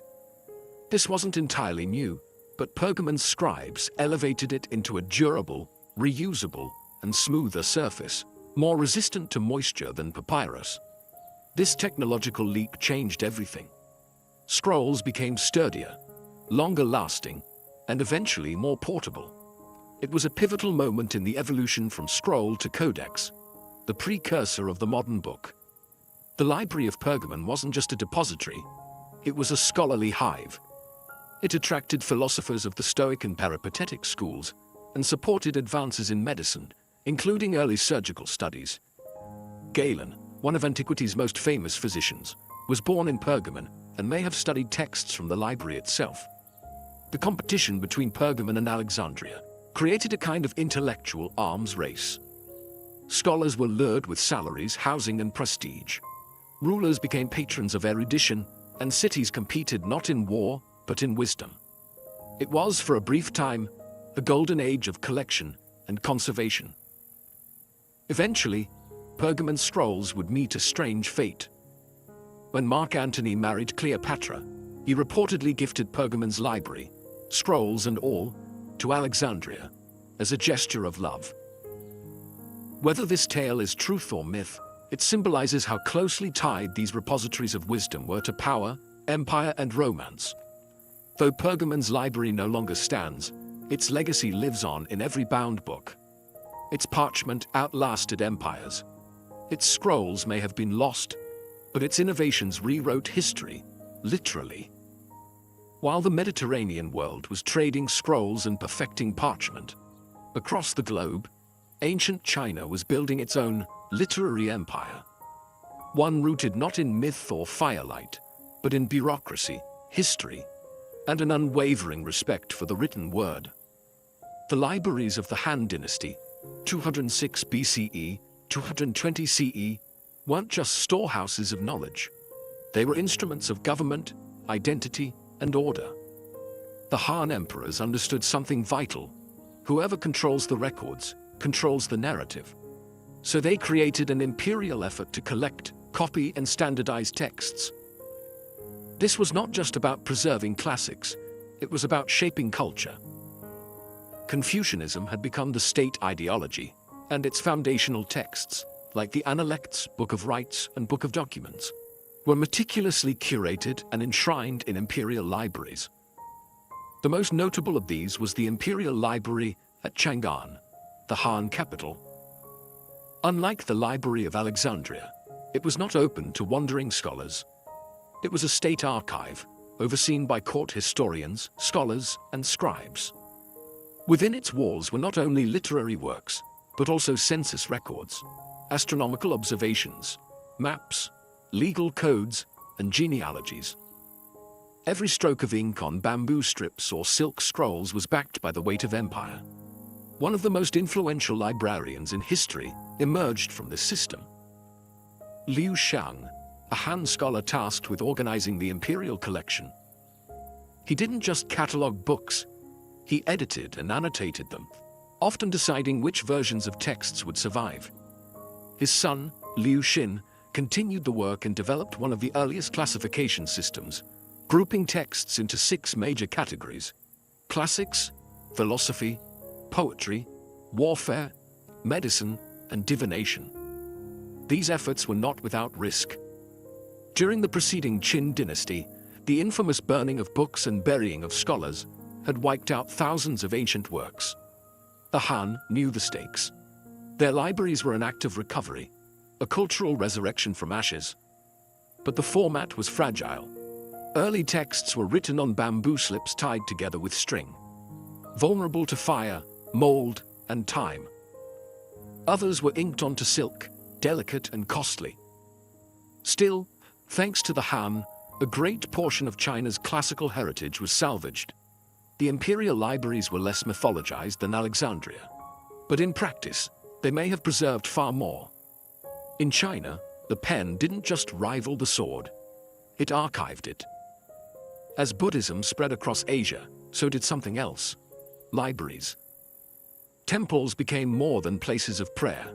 They evolved into archives of thought, havens of scholarship, and fortresses of fragile wisdom. From India to China, Tibet to Japan, the Buddhist world built repositories that treated books not as tools, but as sacred objects. The tradition began in India, where early Buddhist texts, sutras, were memorized orally by monks. But as the canon expanded, so did the need to write it down.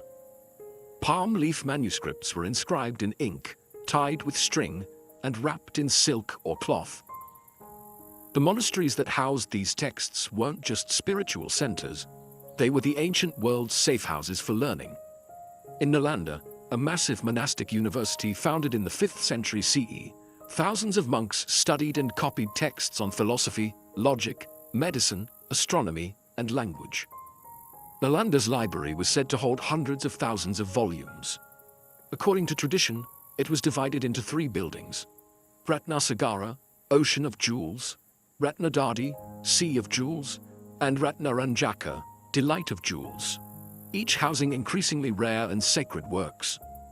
Nalanda's library burned for months when it was destroyed by invading forces in the 12th century. The flames didn't just consume paper, they devoured generations of thought, debate, and spiritual insight. Meanwhile, in Tibet, Buddhist libraries took on an even more mystical role. Texts were often engraved onto wooden printing blocks or preserved in hand-copied manuscripts. Entire rooms were filled with Kangyur, the Buddha's words, and Tengyur, commentaries, wrapped in cloth and stored horizontally in shelves built into monastery walls. Each manuscript was a relic. To copy one was an act of devotion. In China and Japan, Buddhist libraries adopted local innovations. The invention of woodblock printing in China allowed for the mass production of sutras, and Japan's Ishiyamadera Temple became a hub for storing thousands of scrolls. Monks often buried sacred texts in stone containers, sutra mounds, to protect them from war or decay, believing the words would emerge again in a future, more enlightened age. In the Buddhist world, libraries weren't just places, they were acts of compassion. Preserving a text was preserving the Dharma. Shelves were altars. Ink was prayer. These sacred libraries may have been quiet, but their influence resonated across continents, carrying peace, logic, and enlightenment, one manuscript at a time.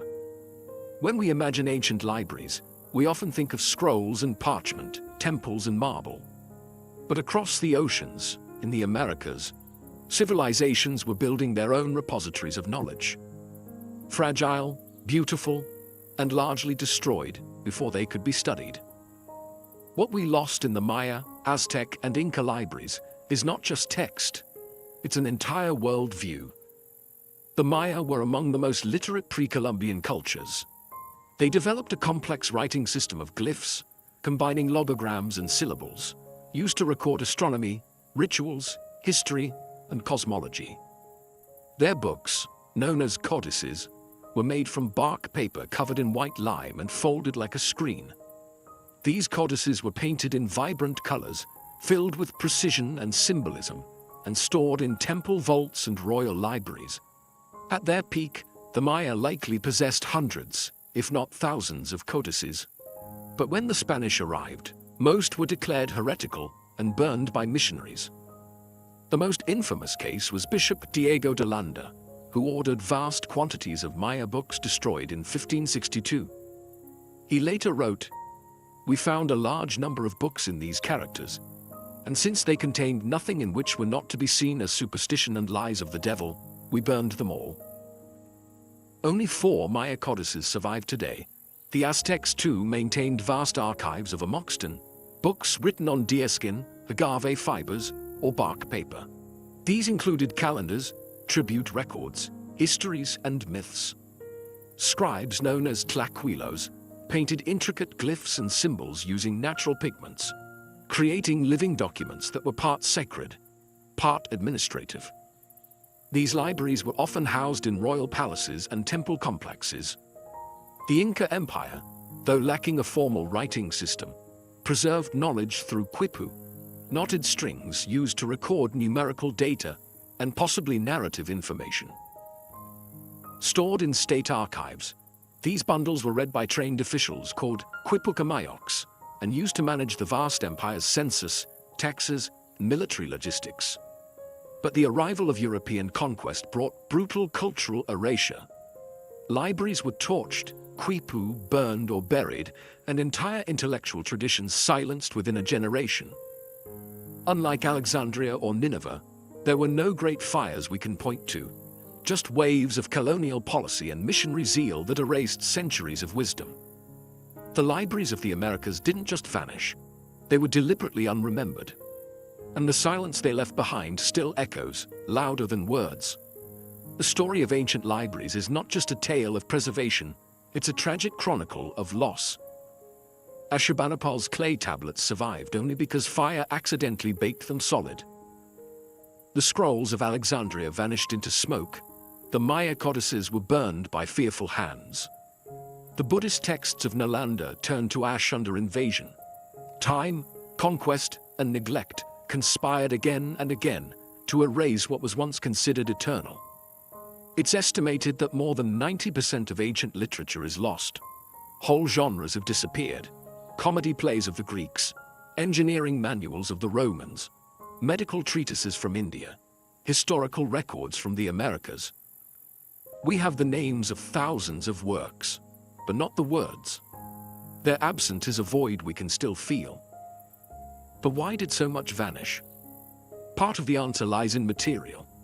Clay cracks, papyrus decays, bamboo molds, parchment burns.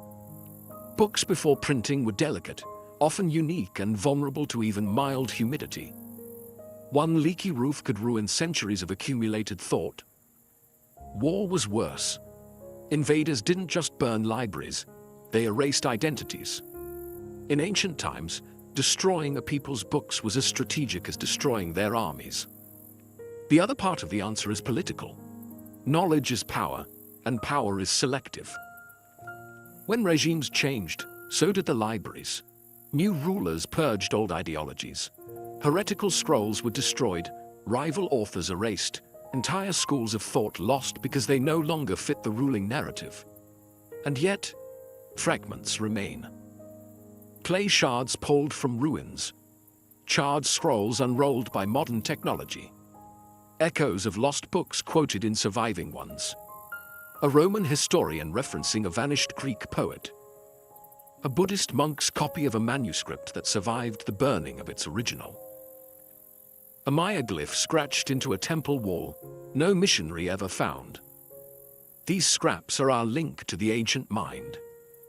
They remind us that knowledge is never truly safe, but also never entirely gone.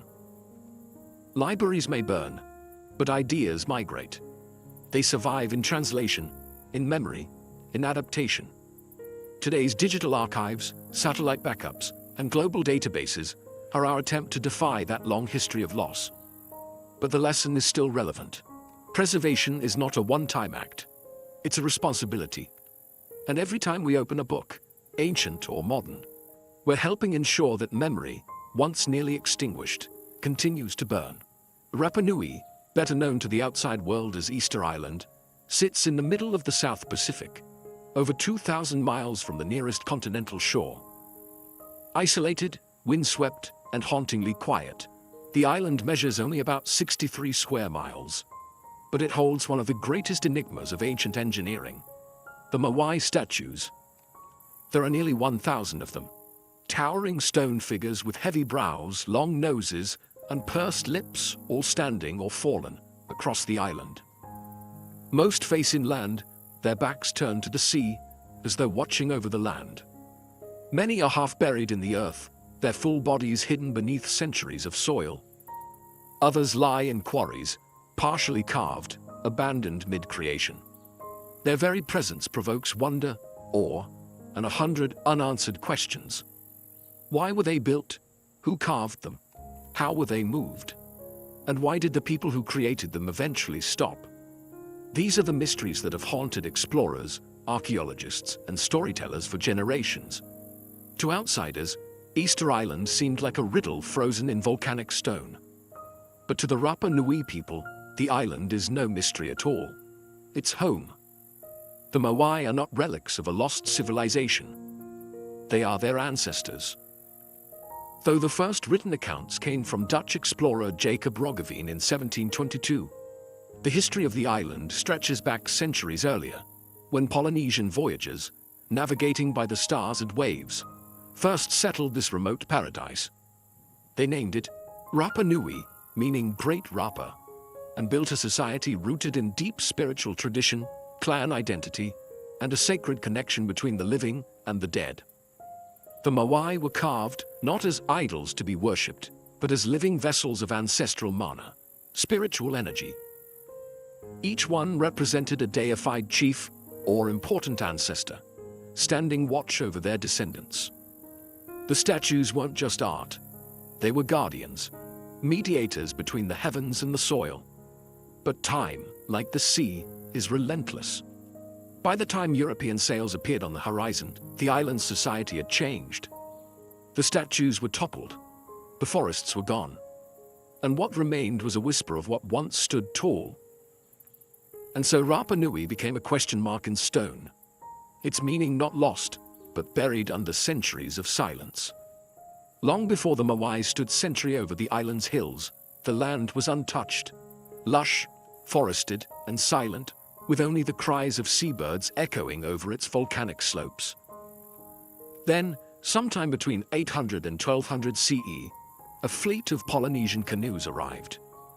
These voyagers, masters of the ocean, had navigated thousands of miles using nothing but the stars, ocean swells, and the flight patterns of birds.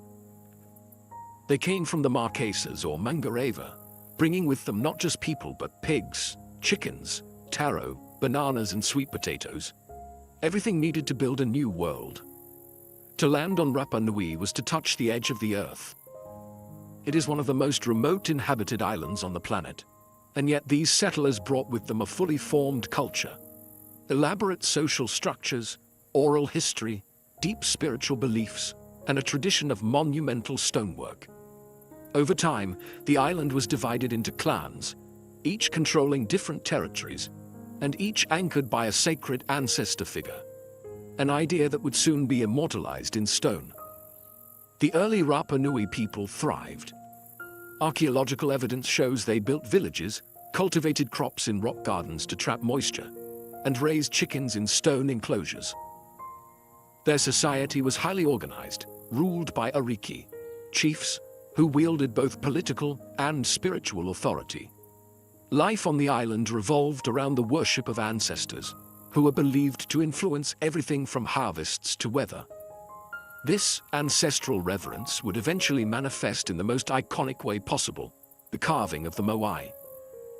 It's important to understand that Rapa Nui was not a lost or primitive culture. It was deeply sophisticated, adapted to its harsh and limited environment, and built on a strong sense of continuity between the living and the dead. The settlers brought more than tools. They brought meaning. And it was this spiritual worldview that shaped the decision to begin carving giants. But for now, in these early centuries, the island was in balance. Forests still covered the land. The sea provided fish. The soil was rich. The first Moai was still generations away, but the foundation had been laid, both culturally and spiritually, for what would become one of the most extraordinary sculptural legacies on Earth. The story had only just begun.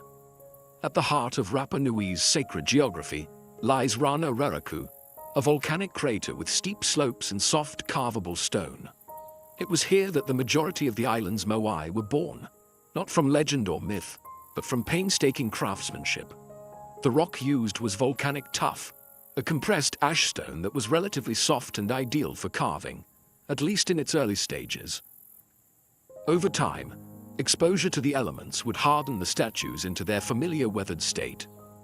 Rana Raraku wasn't just a quarry, it was a spiritual workshop, a place of pilgrimage, sweat, and sacred labor.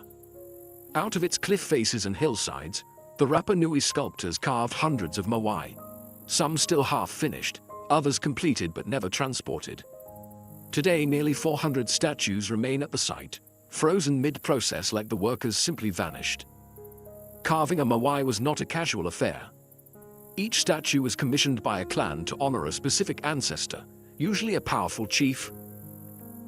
The designs followed a symbolic formula: an elongated face, heavy brow, long ears, and a prominent nose.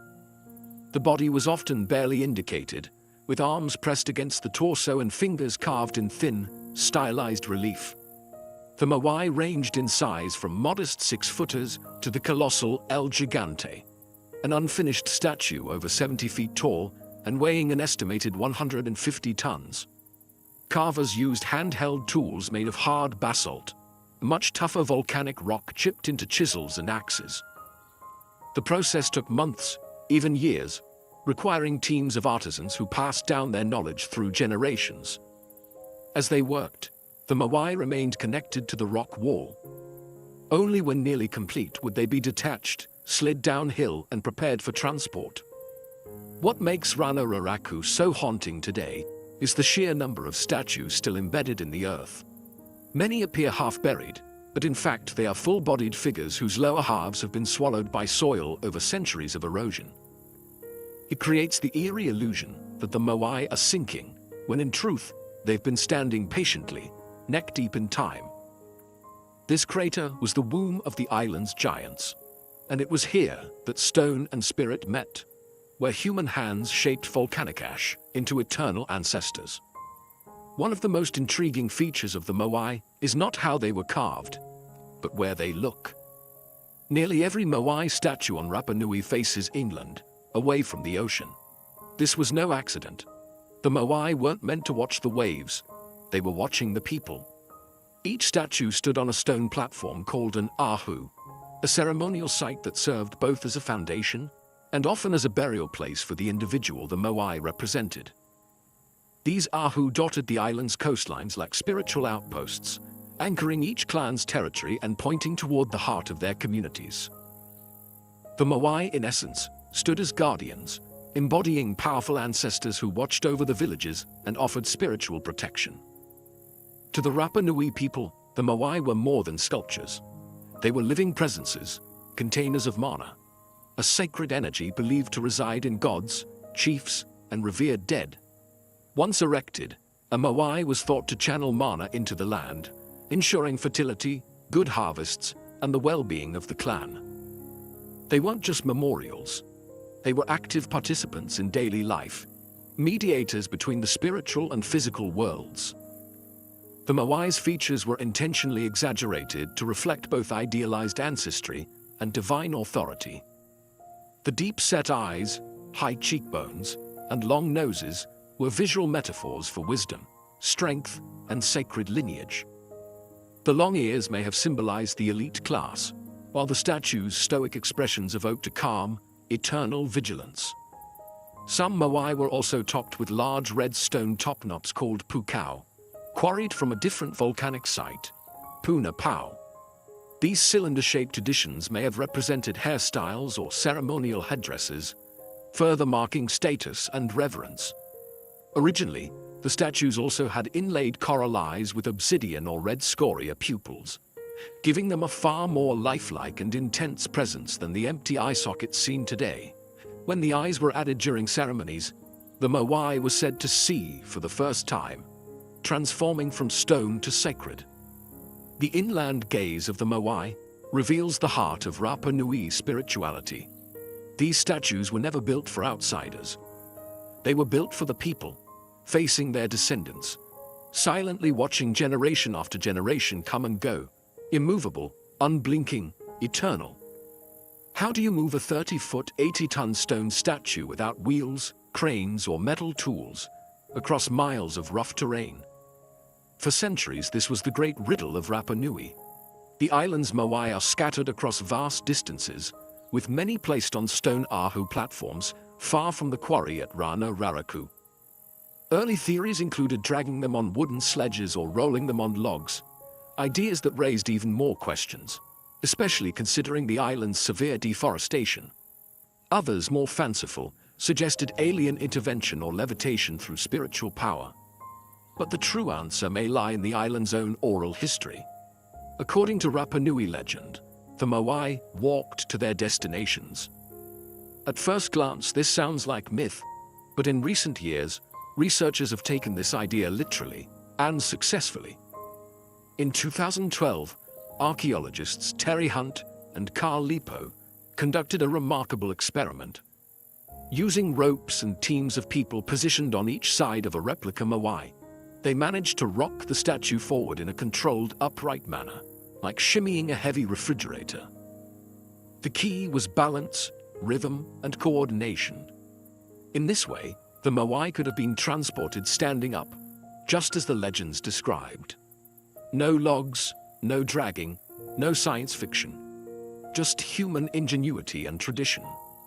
The base of many Moai also supports this theory. They have curved bottoms, flat in back, rounded in front, suggesting they were designed to tilt and pivot forward, not lie down. This movement method would have required large teams, ropes made of plant fiber, and most of all, faith.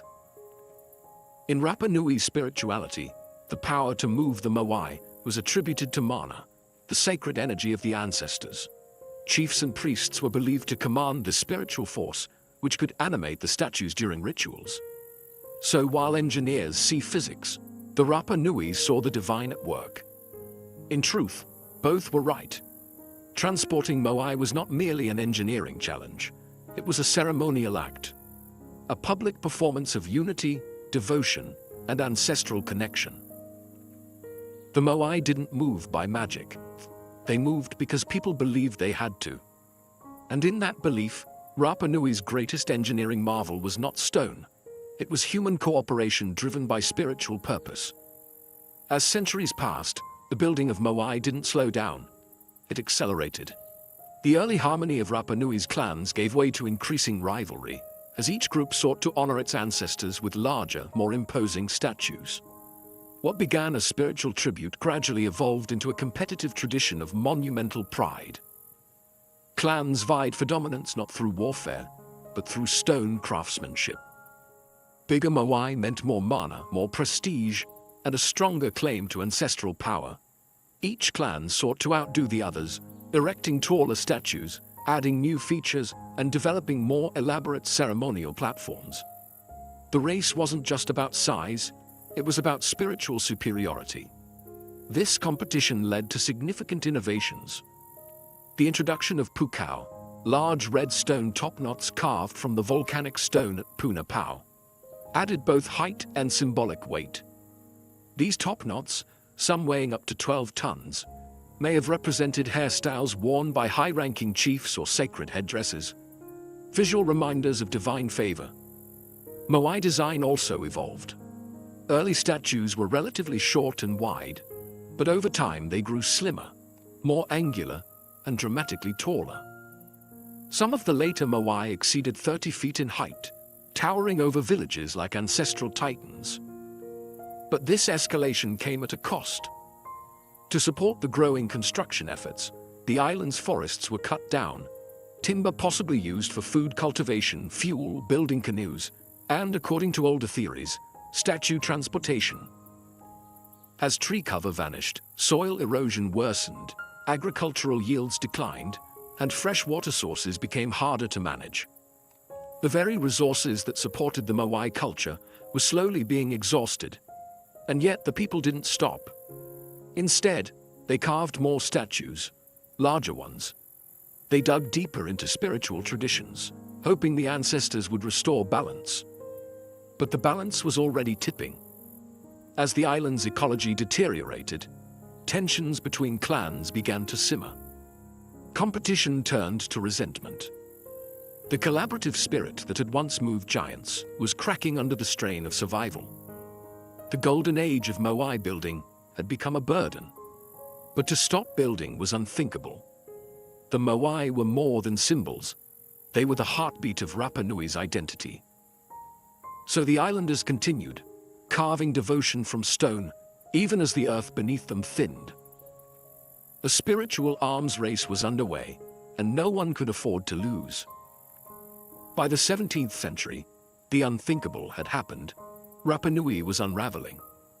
The very system that had once unified the island, ancestor worship through Moai construction, had pushed its resources to the breaking point. The forests were gone.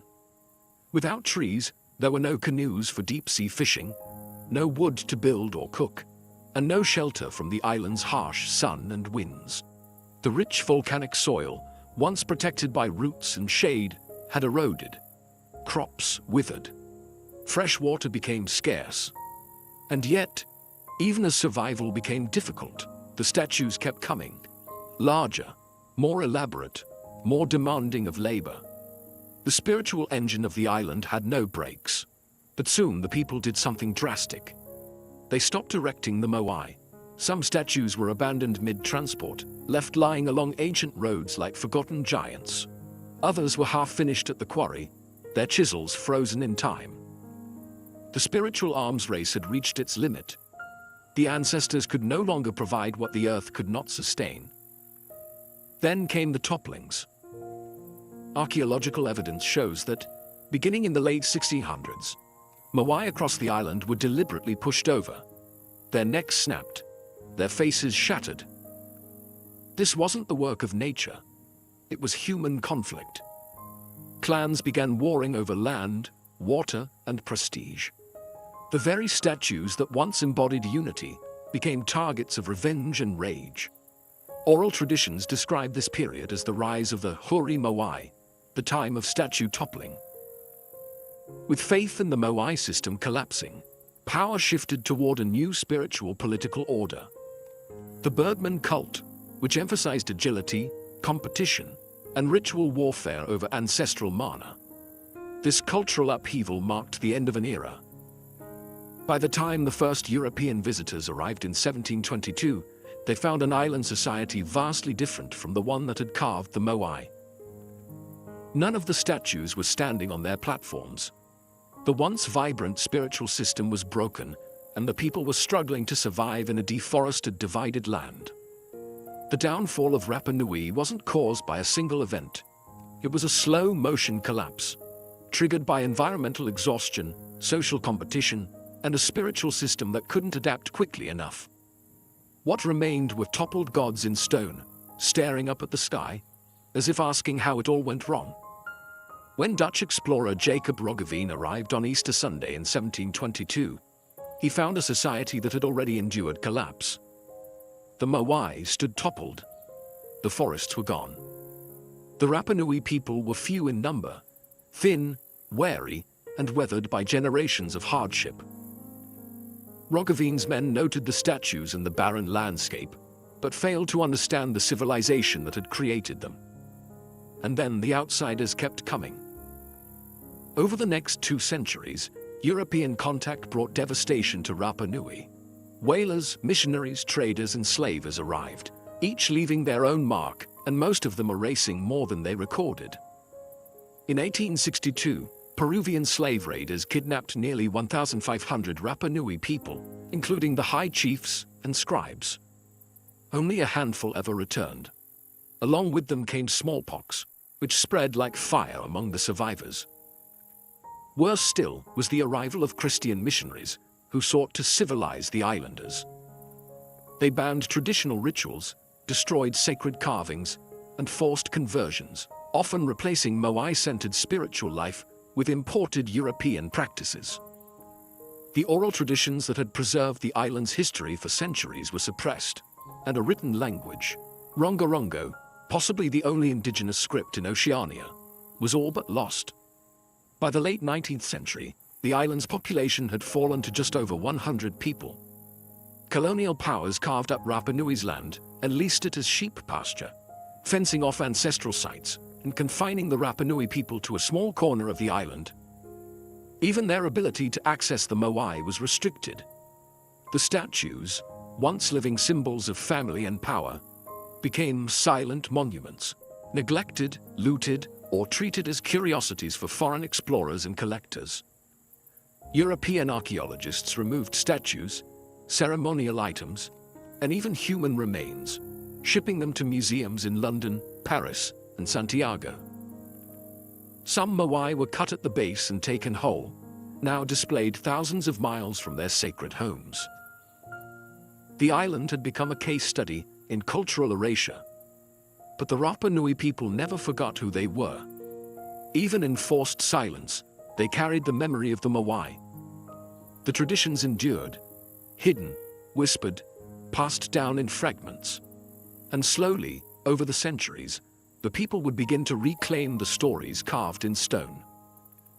But first, the world had to learn to listen. In the 20th and 21st centuries, Rapa Nui began a slow but determined process of cultural revival and reclamation. The Moai, once toppled and buried by time, conflict, and neglect, were gradually raised again. This time, not just as monuments of the past, but as symbols of resilience. In the 1950s, famed Norwegian explorer Thor Heyerdahl brought international attention to Easter Island. Though many of his theories were flawed, especially his ideas about South American influence, his work helped spark archaeological interest and global curiosity. Researchers from around the world descended upon the island, not to plunder as before, but to study and restore. Restoration efforts began in earnest. Fallen Moai were re-erected on their Ahu platforms. Coral eyes were reconstructed. Pukao topknots were returned. The island's ancient roads, quarries, and ceremonial sites were mapped and studied. A clearer picture of the Rapa Nui civilization began to emerge. Not one of mystery, but of engineering brilliance, spiritual depth, and cultural complexity. But the most important voices were no longer those of foreign scholars. They were the Rapa Nui people themselves. Descendants of the original builders began reclaiming their language, rituals, and land rights.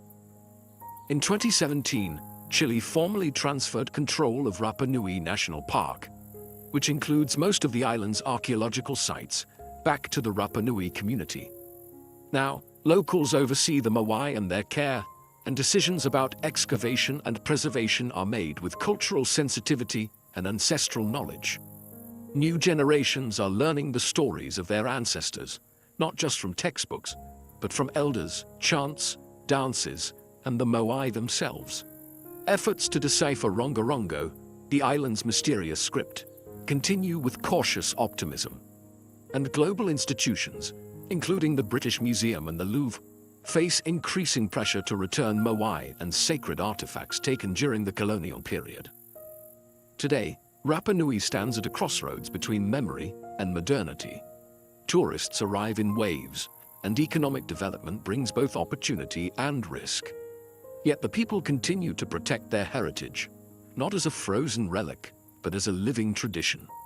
The Moai no longer serve as silent guardians over a lost world. They now bear witness to survival, to a culture that endured collapse, colonization, and erasure, and still found a way to rise again. Stone cracked, forests burned, voices silenced, but the ancestors still stand.